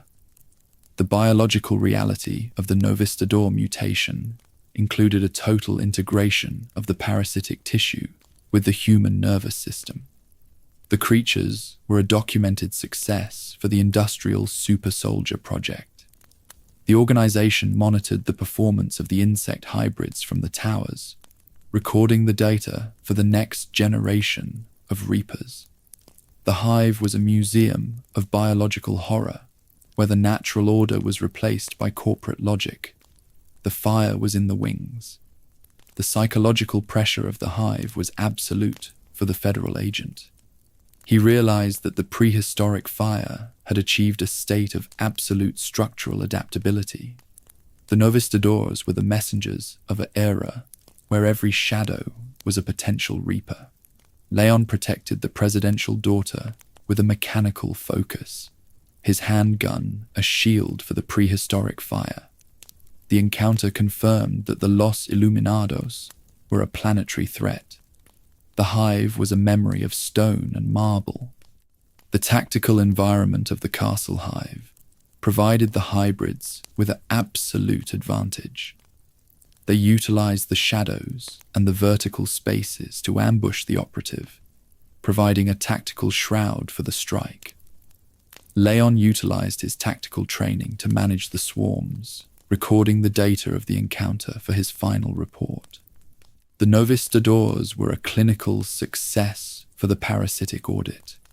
The hive was a memory of blood and iron, its history written in the remains of the insect hosts. Ultimately, the encounter with the Novistadors was the definitive law beat for the evolution of the biological war. It proved that the corporate reapers could adapt to any tactical situation. The federal agent moved deeper into the castle with a clearer understanding of the reaper's reach. The Novistadors were a shadow in the lab. There remains a silent record of the pharmaceutical coldness. The night was breaking into a world of engineered horror. The assassin was ready. Part 29. The Hive and the Queen Plaga. The neural link. The center of the insect infestation within the castle was the biological biomass designated as the Queen Plaga. This massive stationary organism was anchored to the castle's foundations and functioned as the primary nursery for the Novistador swarms. The queen continuously birthed new parasites, maintaining the regional saturation of the prehistoric fire. Ramon Salazar's biological connection to the castle network meant that the queen served as a primary node in the cult's telepathic frequency. The hive was her industrial heart. When Leon Kennedy eventually killed the 8th Castellan, the localized neural link between Salazar and the Queen Plaga was shattered. This event caused an immediate and catastrophic cellular collapse within the hive and the immediate surrounding parasites. The Novistadors were liquidated by the feedback of the broken frequency, proving that the hierarchy was the primary vulnerability of the Las Plagas. The queen was a documented success for the industrial audit, and her death was a clinical signal for the end of the Salazar line. The hive was a funeral pyre. The biological reality of the Queen Plaga included an absolute dominance over the secondary hosts. She utilized her massive mass to regulate the viral load of the hive, ensuring that the assistants remained in a state of professional aggression. The organization monitored the performance of the queen from the towers, recording the data on the parasitic coordination. The hive was an archive of industrial sin and ancient rot. Every birth was a recorded cost in the struggle for the global market. The fire was in the biomass. The psychological impact of the hive's destruction was absolute for the federal agent. He realized that the prehistoric fire required an absolute authority to be contained. The queen was a hero who had been reduced to a monster by the corporate mastermind. Leon moved through the ruins with a directed resolve, his focus on the destruction of the parasitic source. The hive was a memory of stone and iron, its history buried under a mountain of viral rot. The night was breaking. The tactical environment of the hive provided the queen with absolute reach. She utilized the tentacles and the vertical spaces to ambush the operative, providing a tactical shroud for the strike. Leon utilized his tactical training to manage the swarms, recording the data of the encounter for his final report. The queen and her assistants were a clinical success for the parasitic audit. Every birth in the hive was a recorded proof of the massive investment. The Reaper was in the biomass. Ultimately, the destruction of the Queen Plaga was the definitive law beat for the transition into the final hour. It proved that the corporate Reapers had built a world of sterile light that was as dangerous as the urban graveyard. Leon Kennedy was a hero who had outrun the god and the necrotic swarms to reach the heart of the conspiracy. The hive was an archive of failure, its history buried under a mountain of viral rot. The night was breaking into a world of engineered horror. Part 30. Ada in the Castle, the Shadow Objective. Operating entirely in the shadows of the Gothic fortress, Ada Wong monitored Leon's progress through the castle while executing her own private objective. She utilized her technical skills to hack into Salazar's security mainframe, unlocking specific blast doors and municipal barriers for Leon without his direct knowledge. Simultaneously, she transmitted highly detailed combat data and biological records directly to Albert Wesker. However, she intentionally withheld the fact that Luis Serra had been assassinated by Krauser. The spy was an auditor of the betrayal.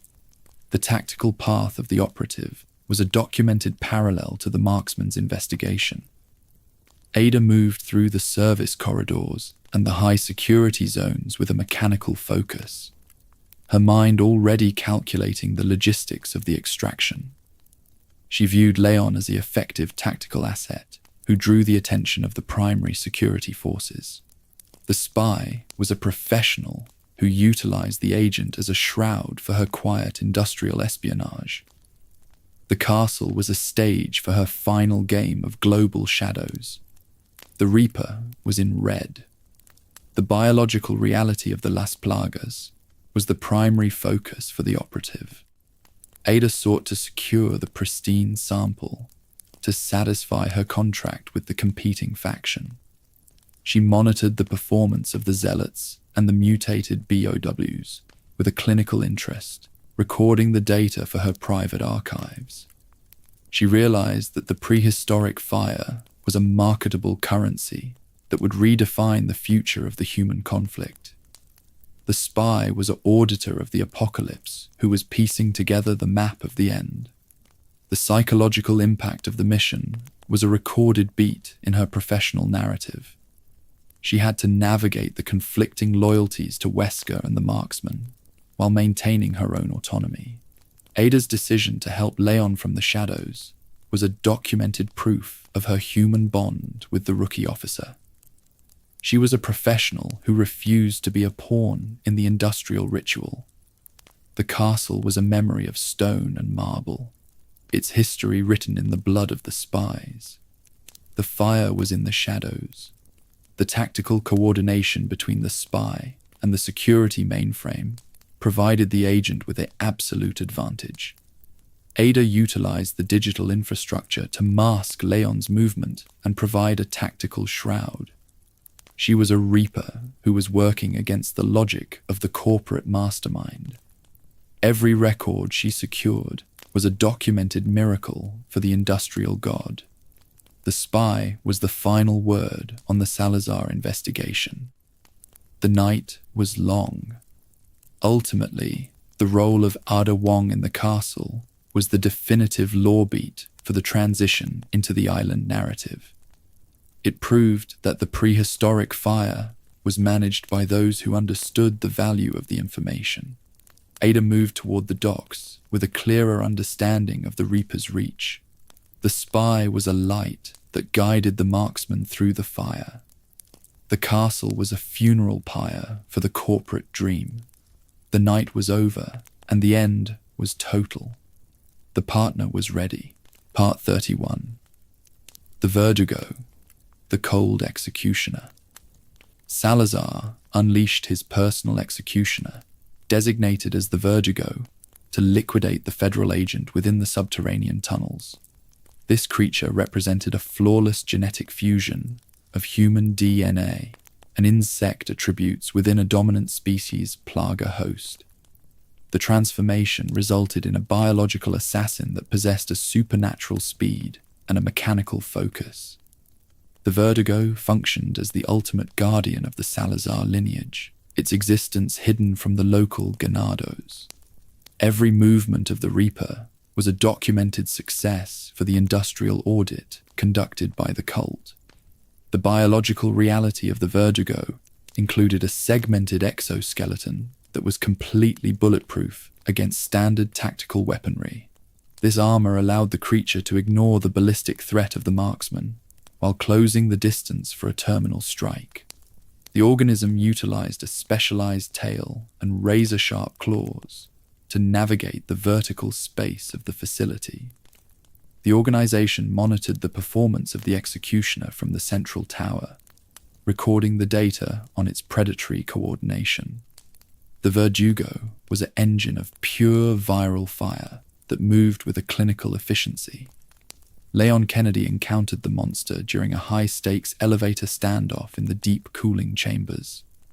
He realized that a direct engagement would result in an absolute failure of his resources due to the creature's physical resilience. The agent was forced to utilize an aggressive tactical approach to stay ahead of the Reaper, recording the data on its movement patterns. The environment of the tunnels provided the Verdugo with an absolute reach, its roars replaced by a high-pitched parasitic frequency. The encounter was a visceral demonstration of the power gap between the hero and the god. The marksman discovered the creature's singular weakness through the use of liquid nitrogen tanks found in the storage rooms. The organic tissue of the Verdugo was highly susceptible to extreme sub-zero temperatures, which caused the exoskeleton to become brittle. Leon utilized the environment to freeze the biological assassin, initiating a total cellular collapse of the host. This tactical maneuver allowed the agent to shatter the mass with a single ballistic strike. The nitrogen was a clinical necessity to stop the prehistoric fire in the tunnels. The termination of the Verdugo provided the organization with the final data on the insect-human hybrid project. They noted the extreme effectiveness of the creature's stealth capabilities and its resistance to standard trauma. The death of the executioner was a documented signal that the time for the Castellan was reaching a terminal end. Leon moved past the remains with a total lack of professional hesitation, his focus on the extraction. The tunnels were a graveyard for the industrial dream, its history written in the blood of the Reaper. The psychological impact of the encounter was absolute for the federal agent. He realized that the Los Iluminados had successfully mastered the creation of an apex biological predator. The Verdugo was a documented proof of the corporate sin, a being that ignored the laws of the species to fulfill an industrial contract. The marksman carried the memory of the cold into the next phase of the investigation. The cooling chambers were an archive of failure, their records documenting the sacrifice of the human soul. The hunter was dead. Part 32. Krauser and Ada, the friction of the shadow. Operatives Jack Krauser and Ada Wong held a secret meeting on the castle battlements to discuss the status of the Spanish mission. Krauser openly questioned the operative's true loyalties, noting that her history with the federal agent made her an operational liability. He recognized that her tactical choices were being influenced by a personal bond that bypassed the logic of the organization. Ada countered by reminding the mercenary that Wesker trusted her professional judgment over his military aggression. The meeting was a documented record of the internal friction that defined the Shadow War. The relationship between the two operatives was characterized by an absolute lack of human trust and a shared instinct for survival. They were two predators moving through the same dark space, their movements recorded by the satellite surveillance of the corporate master. Krauser viewed the prehistoric fire as an industrial tool to regain his lost honor, while Ada viewed it as a marketable currency. This ideological conflict created a permanent rift in the tactical coordination of the mission. The battlements were a stage for a game of global shadows. Sensing the internal instability, Osmund Saddler ordered Krauser to eliminate Leon Kennedy personally as a final loyalty test. The mastermind viewed the task as a clinical way to finalize the liquidation of the American intruders. Krauser accepted the command with a mechanical focus, his mind already calculating the logistics of the duel. He saw the termination of his former partner as a necessary step toward his own evolutionary vision.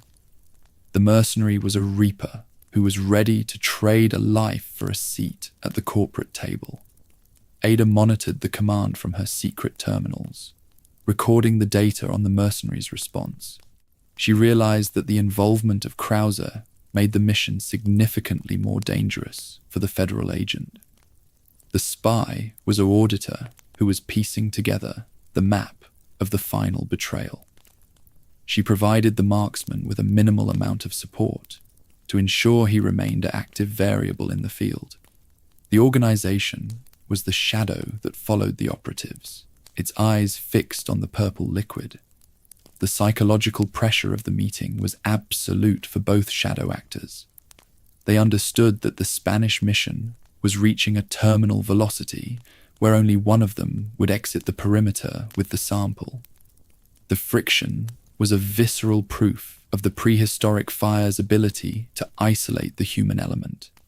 Krauser and Ada were the messengers of an era where the alliance was a temporary lie. The castle walls were a silent witness to the death of the old military code. The Shadow War was total.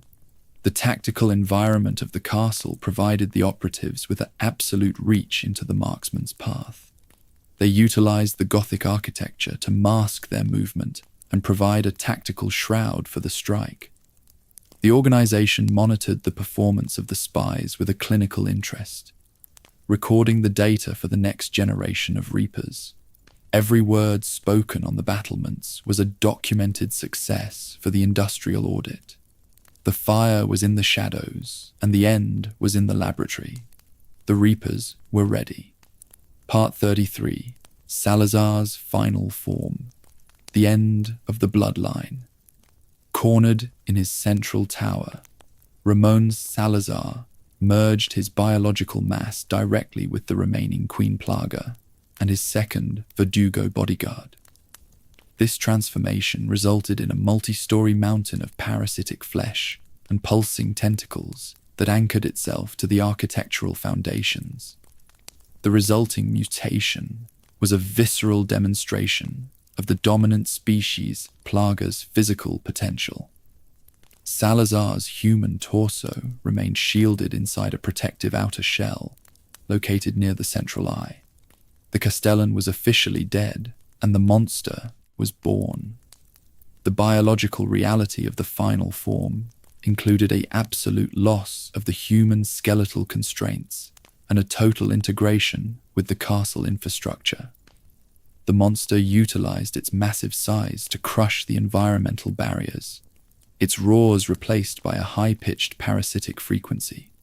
The Queen Plaga served as the nursery for the viral load, ensuring that the mutation remained in a state of professional aggression. Leon was forced to initiate a high-stakes engagement with the god to reach the docks. The tower was an industrial graveyard. The marksman utilized his heavy weaponry to force the protective shell open, exposing the core of the ancient ruler.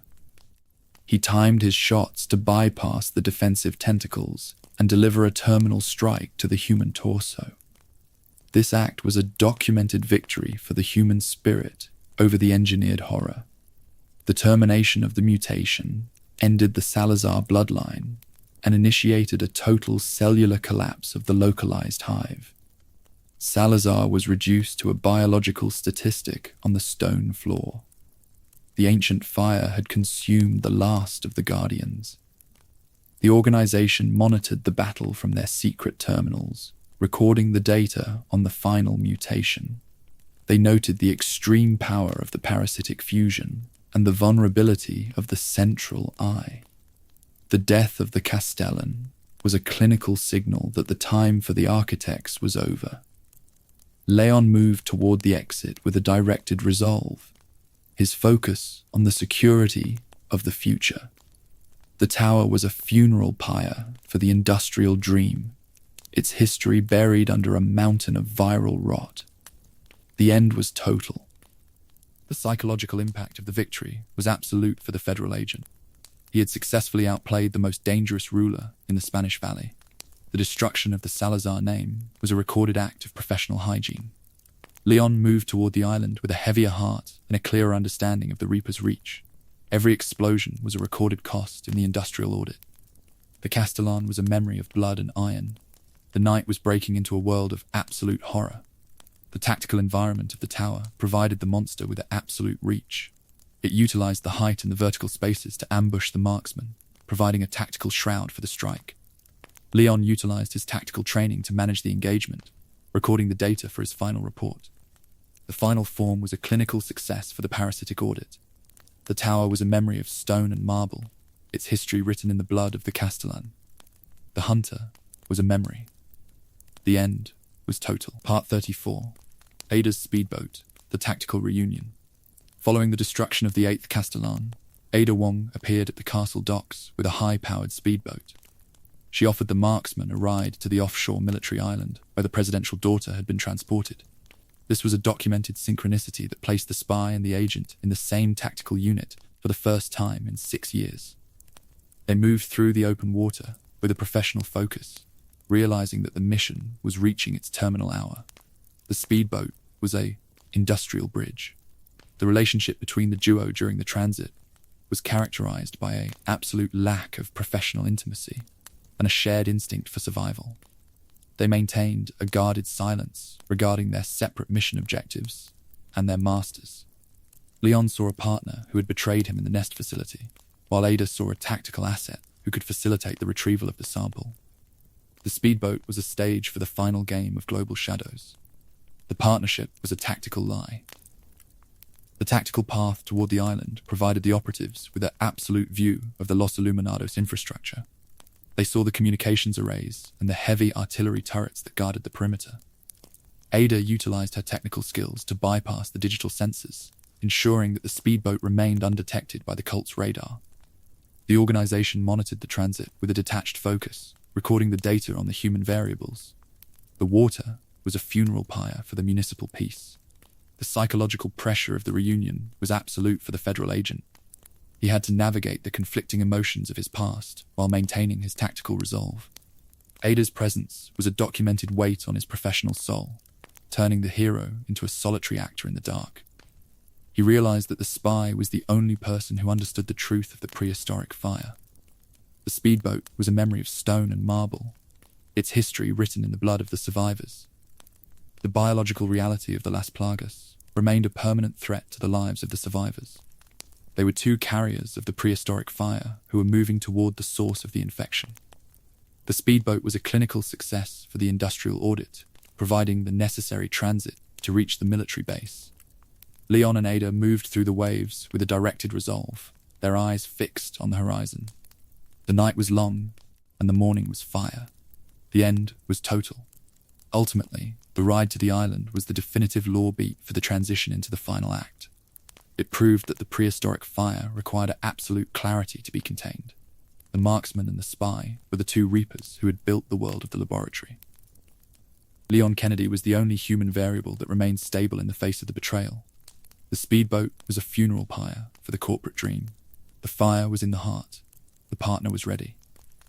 Break time, go-tos, 1/, Part 35. The Island Research Facility, the military base. The offshore island functioned as a fortified military complex that exposed Saddler's true international ambitions for the cult. The base was outfitted with modern communications arrays and heavy artillery turrets, proving Los Iluminados was a sophisticated global threat. Leon found the necrotic remains of dozens of generic mercenaries who had failed the extreme physical selection process. The facility featured a series of automated labs and cold storage zones designed for the mass production of the Reapers. The island was a documented achievement for the industrial audit.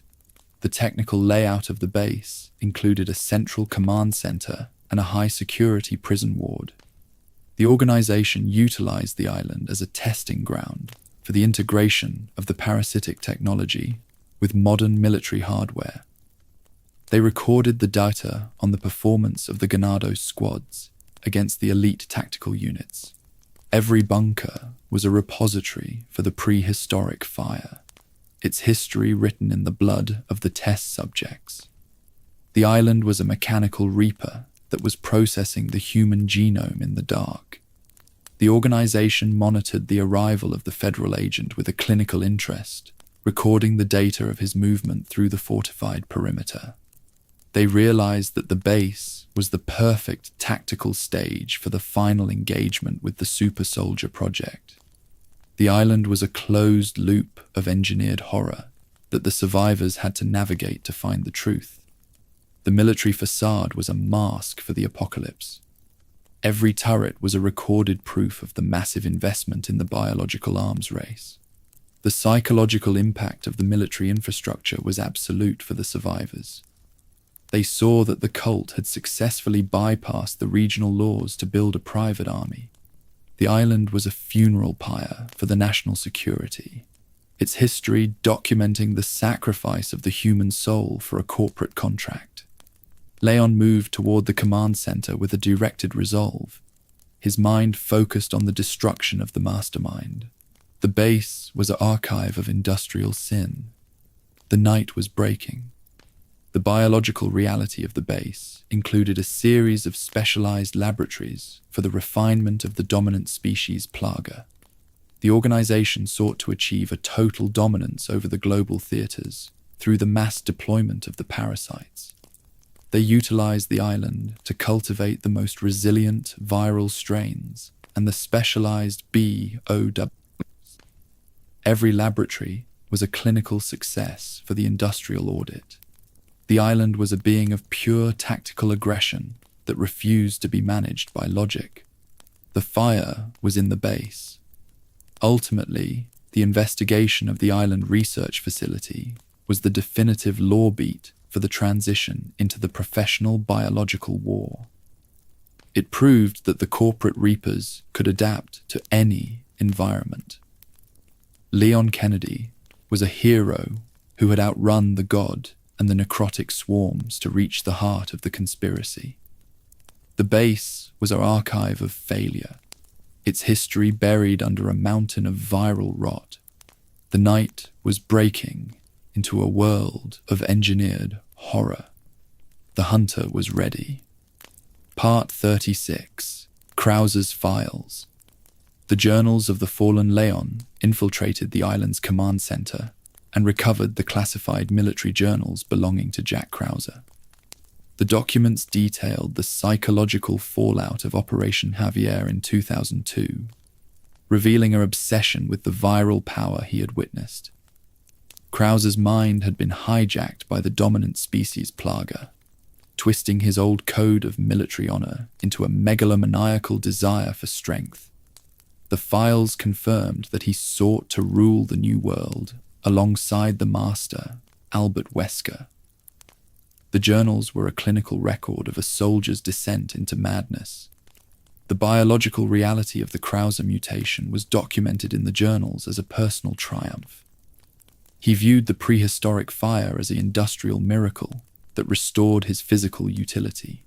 The mercenary monitored the performance of his mutated arm with a detached focus, recording the data for his master. He realized that the human spirit was a secondary resource in the war against the global giants. The journals were an archive of industrial sin and personal betrayal. The soldier was a reaper who had traded his soul for a claw. The psychological impact of the records was absolute for the federal agent. He saw the total corruption of his former partner in every word of the journals. Krauser's resentment toward the government and the marksman was a documented symptom of the parasitic intrusion.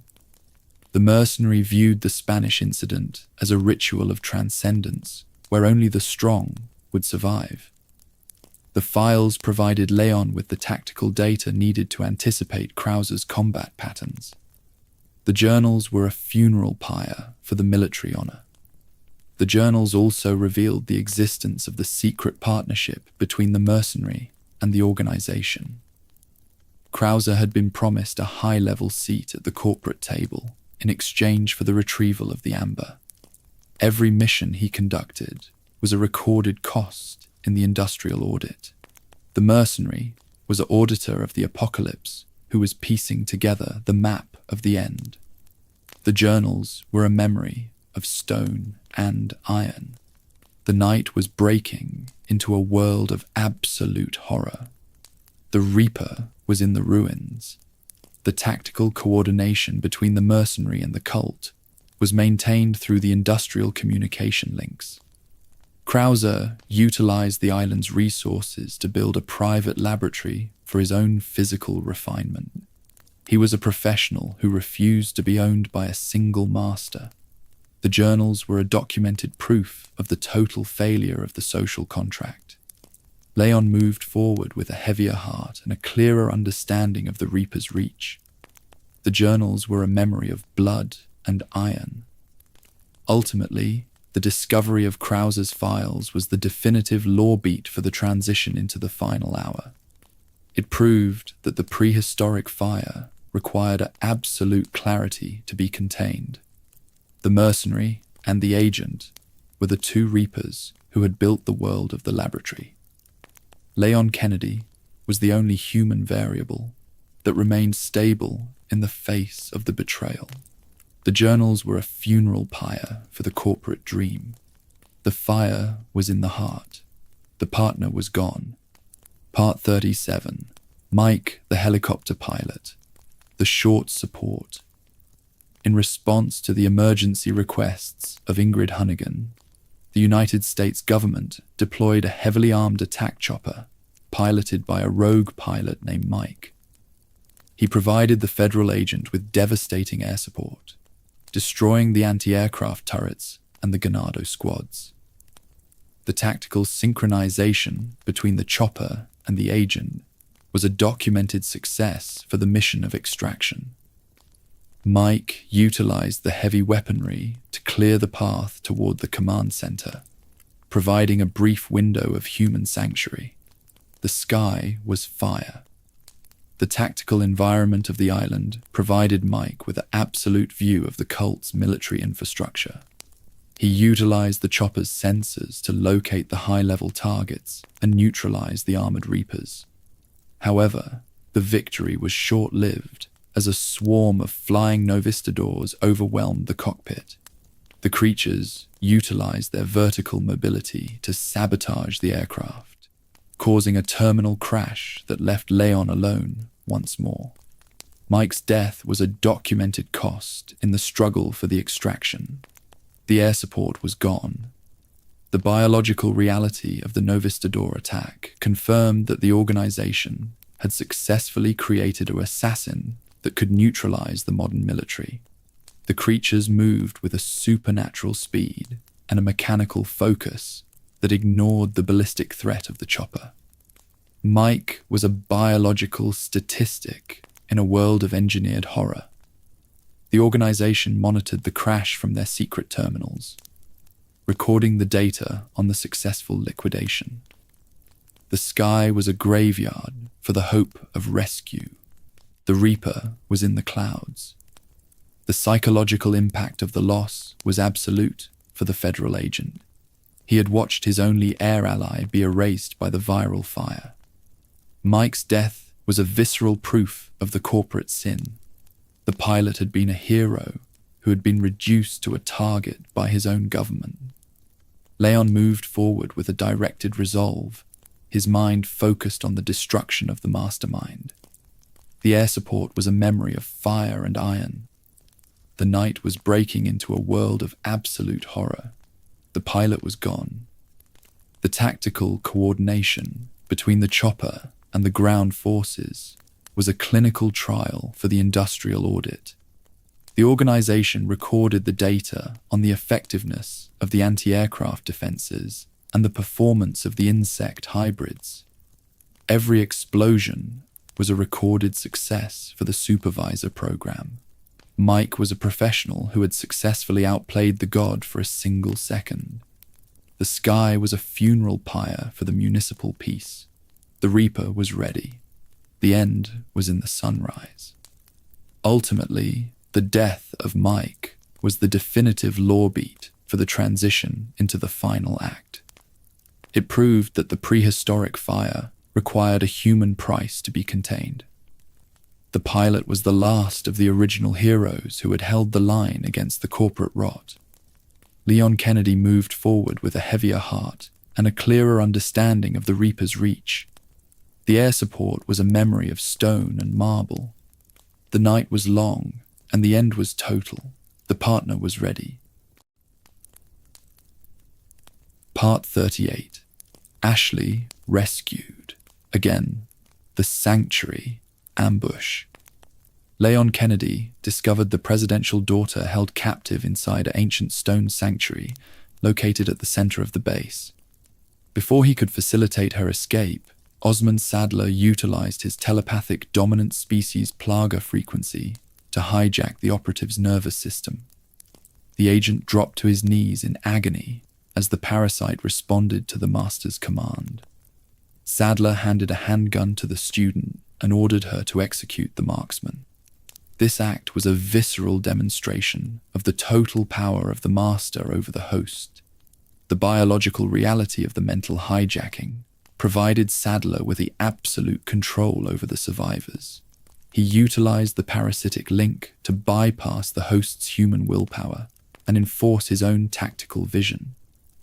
Ashley was a vessel for the prehistoric fire that was moving toward the terminal stage. The sanctuary was a stage for the final judgment of the human soul. The mastermind monitored the struggle from the stone throne, recording the data of the failure. The girl was a Reaper who refused to fire. The master was in the room. The psychological impact of the frequency was absolute for the federal agent. He felt the weight of the prehistoric fire in every nerve, his identity being slowly suppressed by the master's voice.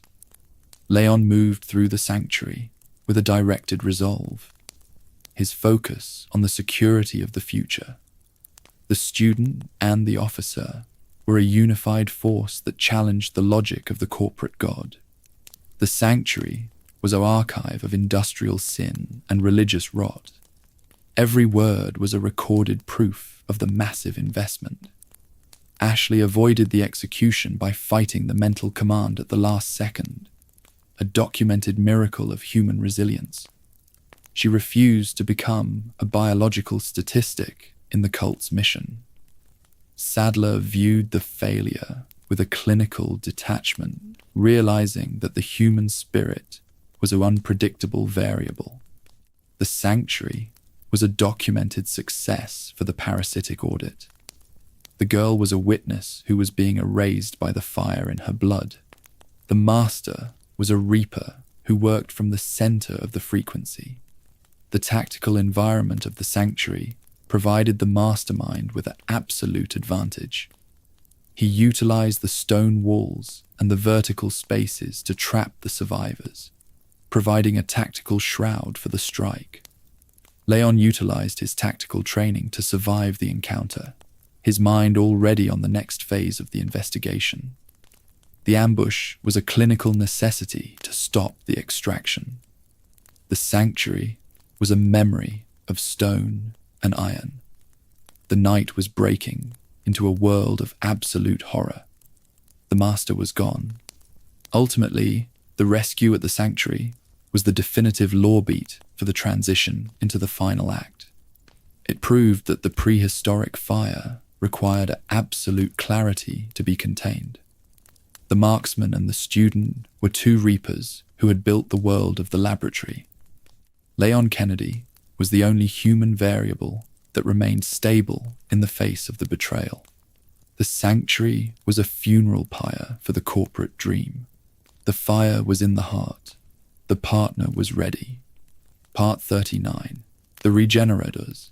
The Cellular Reapers. In the deep, cooling chambers of the island laboratories, Leon encountered the most terrifying biological anomalies known as Regenerators.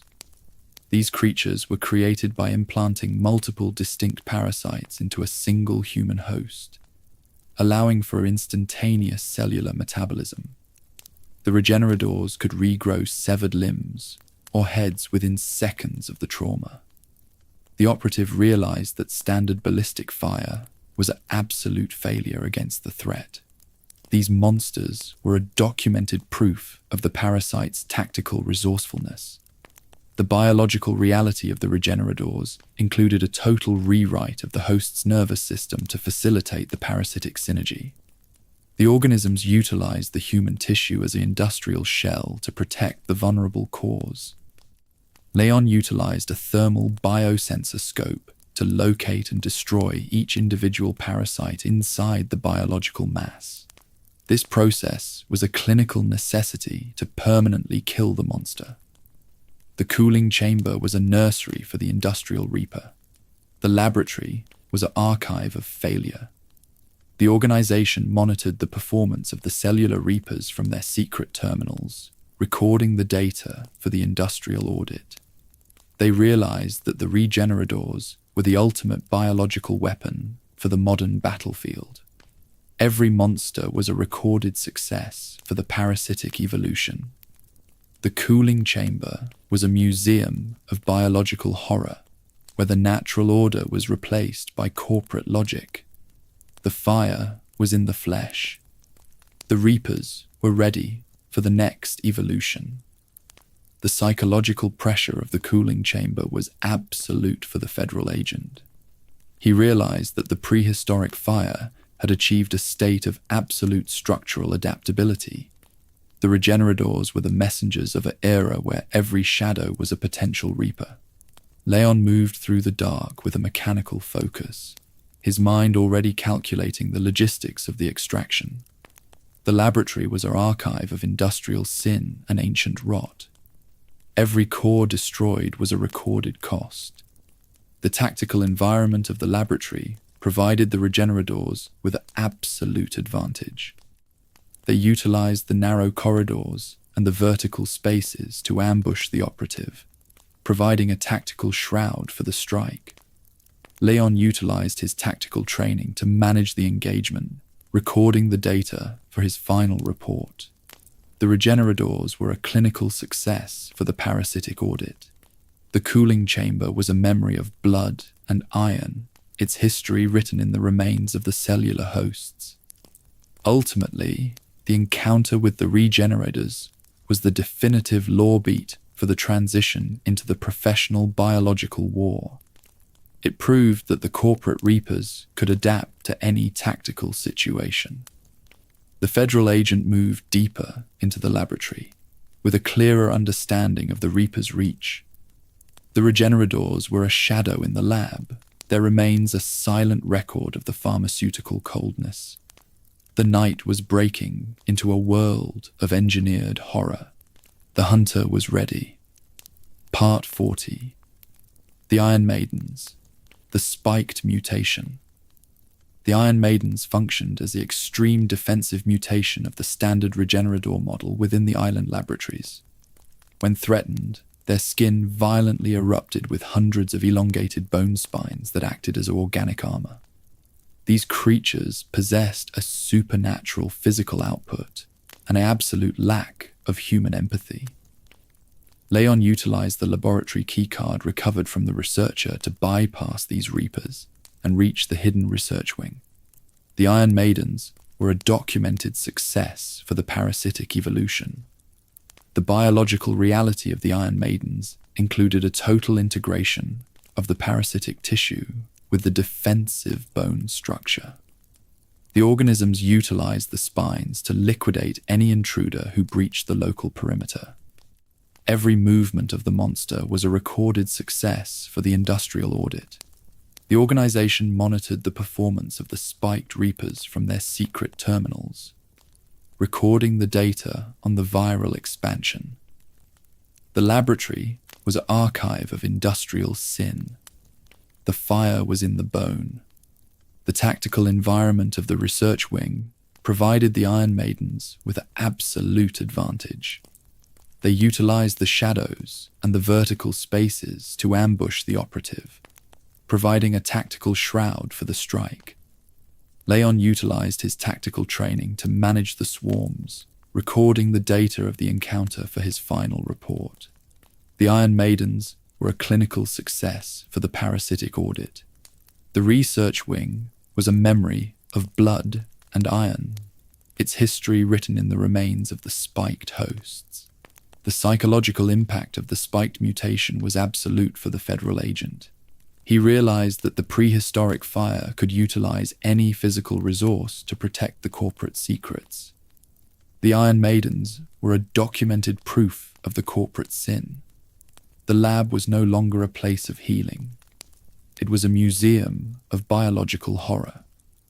Leon moved forward with a directed resolve, his focus on the destruction of the parasitic source. The research wing was a memory of stone and iron. The night was breaking. Luis's laboratory key was a clinical necessity to bypass the security gates of the wing. It provided the operative with the high-level clearance needed to reach the final operating theater. Every door Leon opened brought him closer to the truth and closer to a final betrayal. The Iron Maidens were the guardians of the gate, and their death was a documented signal for the start of the extraction. The marksman was an auditor of the apocalypse. The fire was in the research. Ultimately, the encounter with the Iron Maidens was the definitive law beat for the transition into the specialized biological war. It proved that the corporate reapers could adapt to any tactical situation. The federal agent moved toward the final miracle, with a clearer understanding of the reapers' reach. The spiked hosts were a shadow in the lab. There remains a silent record of the pharmaceutical coldness. The night was breaking into a world of engineered horror. The hunter was ready. Part 41. Krauser's final confrontation. The labyrinth duel. Jack Krauser ambushed the federal agent inside a ruined concrete labyrinth located on the island perimeter.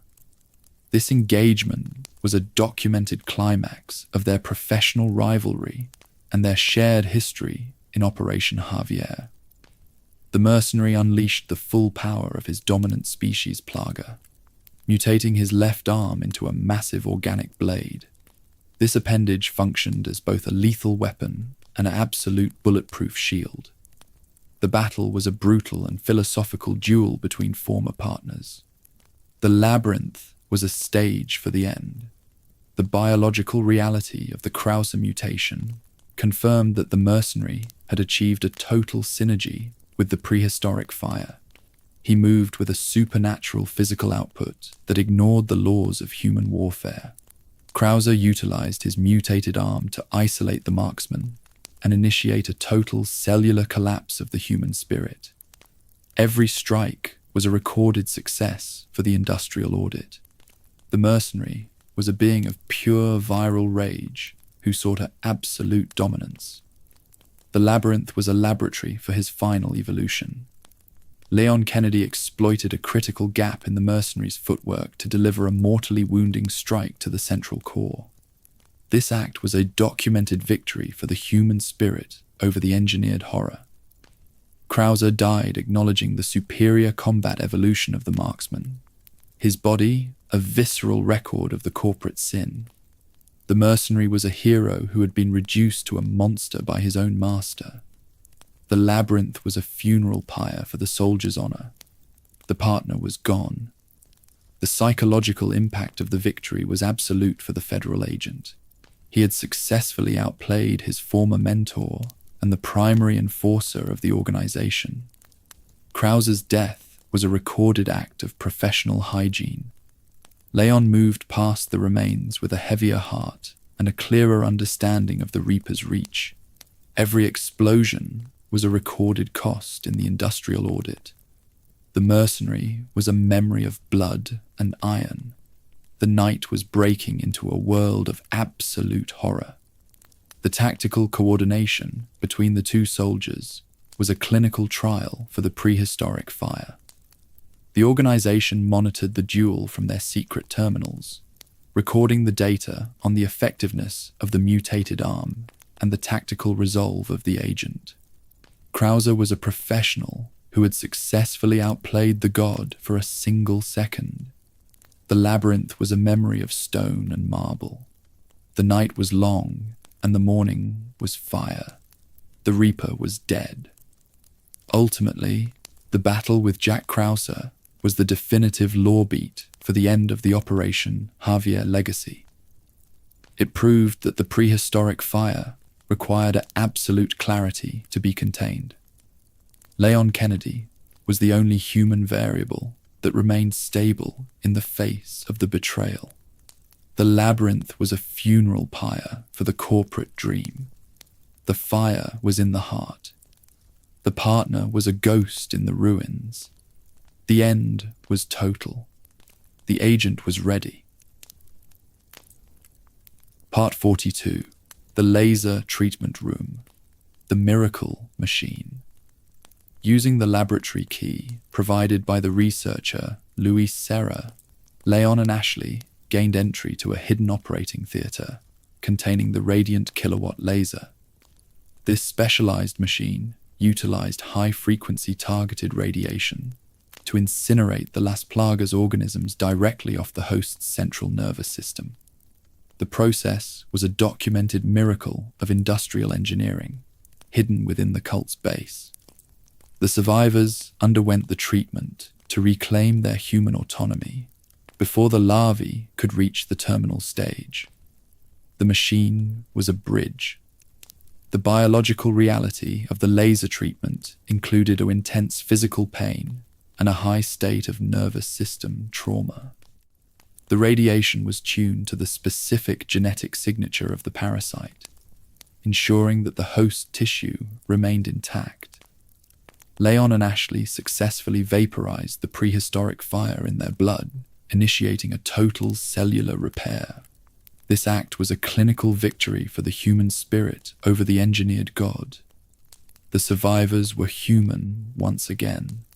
The fire was out in the heart. The tactical significance of the treatment room was absolute for the final extraction. It removed the mastermind's telepathic frequency from the survivors, ensuring that Saddler could no longer hijack their nervous systems. The machine was a documented success for the industrial audit, providing the necessary countermeasure to the parasitic infection. Leon monitored the status of the girl with a clinical focus, recording the data for his final report. The theater was a sanctuary in the ash. The psychological impact of the relief was absolute for the federal agent and the student. They felt the weight of the prehistoric fire leave their bodies, their identities being restored by the industrial miracle. The realization that they were no longer vessels for the apocalypse was a heavy weight on their professional souls. Leon moved toward the exit with a directed resolve, his mind focused on the destruction of the mastermind. The machine was a memory of stone and iron, and the night was breaking. The organization monitored the successful removal from their secret terminals, recording the data on the effectiveness of the laser technology.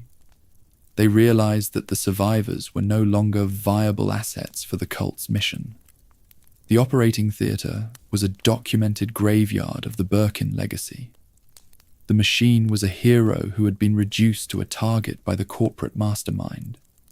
The survivors moved toward the final confrontation, their eyes fixed on the horizon. The fire was out. Ultimately, the story of the laser treatment room was the most significant lore beat of the island investigation. It proved that the prehistoric fire could be neutralized by the human intellect. Luis Serra was the hero who had secured the future of the Alliance from beyond the grave. The federal agent moved toward the crane with the truth in his heart, his eyes fixed on the final morning. The theater was a memory of stone and marble. The night was long. Part 43. Ada captured. The Matrix Trap. As the federal agent and the presidential daughter raced toward the final extraction point, Osmund Saddler initiated a final ambush in the primary laboratory chamber. Ada Wong intervened using her grapple gun to draw the master's attention, allowing Leon and Ashley to escape the room. However, Saddler's supernatural speed allowed him to overpower the operative with a clinical efficiency. He trapped the spy in a high-voltage containment matrix to use as bait for his final showdown with the marksman. The matrix was the industrial cage for the Reaper. The biological reality of the mastermind's speed provided him with an absolute reach into the survivor's path. He moved with a mechanical focus that ignored the laws of human movement. Saddler monitored the capture of the operative with a detached focus, recording the data for his final report. The spy was a vessel for the prehistoric fire that was being utilized as an industrial resource. The chamber was a stage for the final judgment of the Shadow War. The master was in the room. The tactical environment of the laboratory provided the cult with absolute advantage. They utilized the high-voltage equipment and the vertical spaces to trap the spy, providing a tactical shroud for the strike. Ada utilized her tactical training to survive the encounter, her mind already calculating the logistics of the escape. The Matrix was a documented success for the industrial audit. The operative was a prisoner of her own professional ambition. The fire was in the wires. The psychological impact of the capture was absolute for the federal agent. He saw his partner being erased by the master's power. Leon moved toward the crane with a directed resolve, his mind focused on the security of the future. The student and the officer were a unified force that challenged the logic of the corporate god.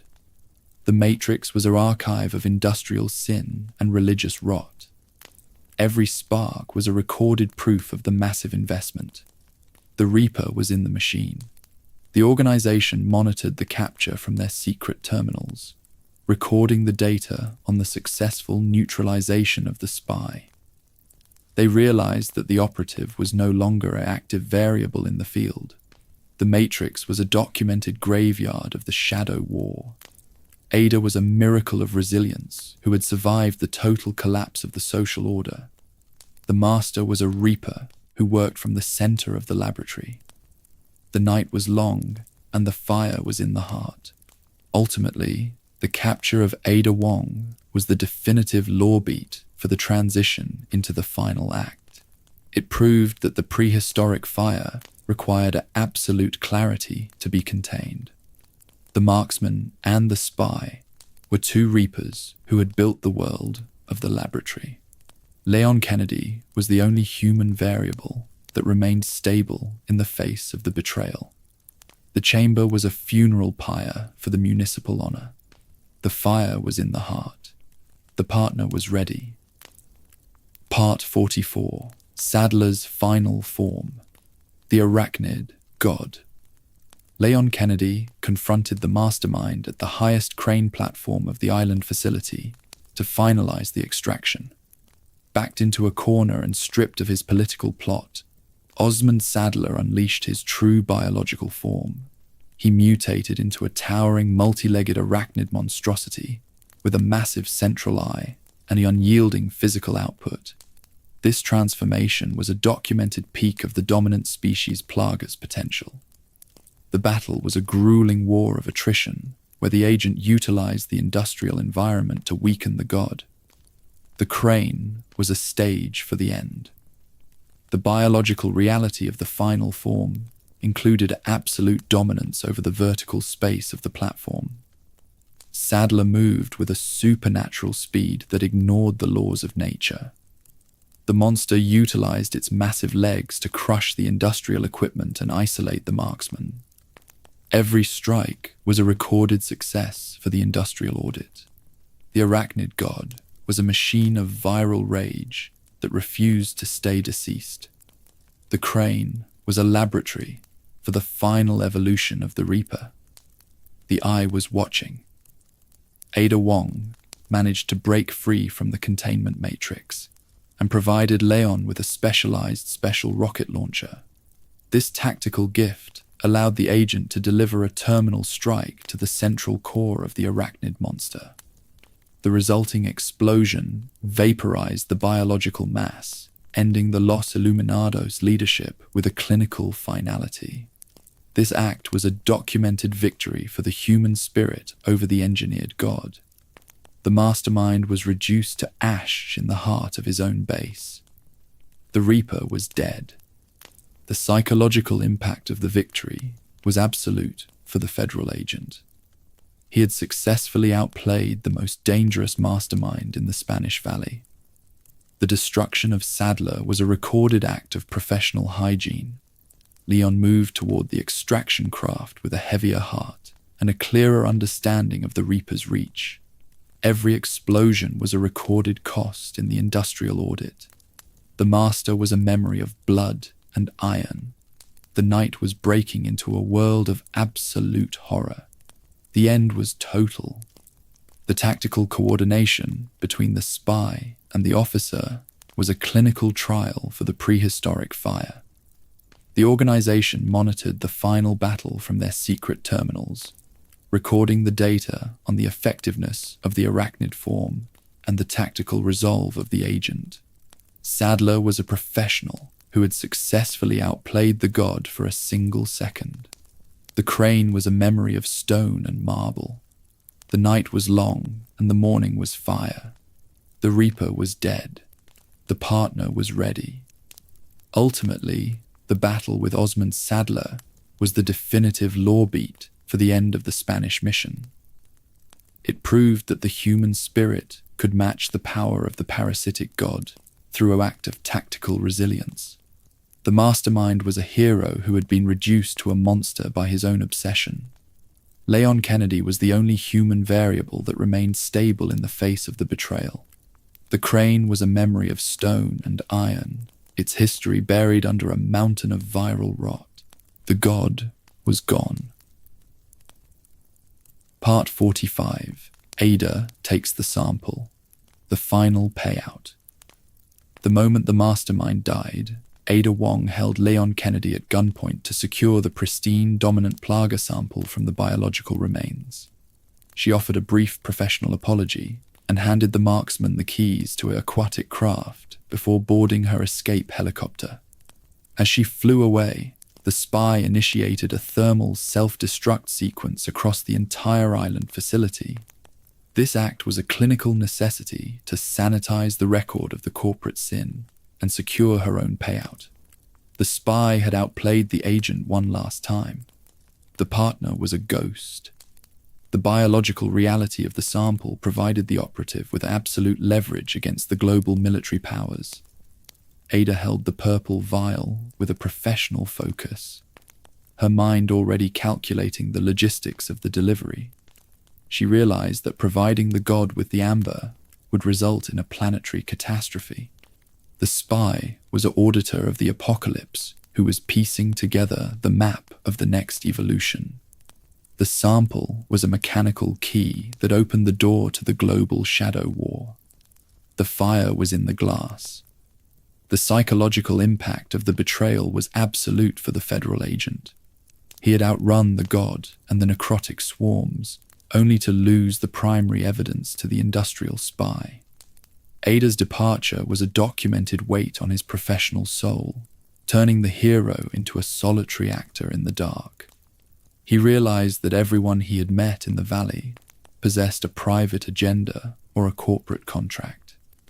The helicopter was a memory of stone and ash.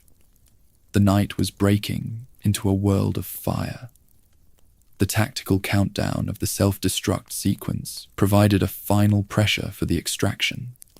Leon and Ashley were left with a strict 3-minute window to reach the shoreline. Every second was a recorded cost in the struggle for survival.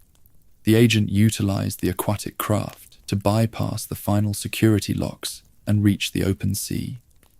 The island behind them was reduced to ash and stone. This collapse was a clinical proof of the organization's commitment to the erasure of the evidence. The laboratory was dead. The organization monitored the extraction from their secret terminals, recording the data on the successful retrieval of the sample. They realized that the operative was the only individual who had successfully navigated the 3-way game of betrayal. The sample was a documented success for the industrial audit. Ada moved toward the horizon with a directed resolve, her eyes fixed on the sunrise. The helicopter was a bridge to the next evolution. The night was over, and the end was total. The fire was out. Ultimately, the final betrayal of Ada Wong was the definitive law beat for the end of the Spanish mission. It proved that the prehistoric fire was managed by those who understood the value of the information. Leon Kennedy was the only guardian of the truth in a world of industrial reapers. The island was a memory of iron and concrete, its history buried under a mountain of viral rot. The partner was a ghost in the clouds. The night was over, and the end was total. The sunrise was fire.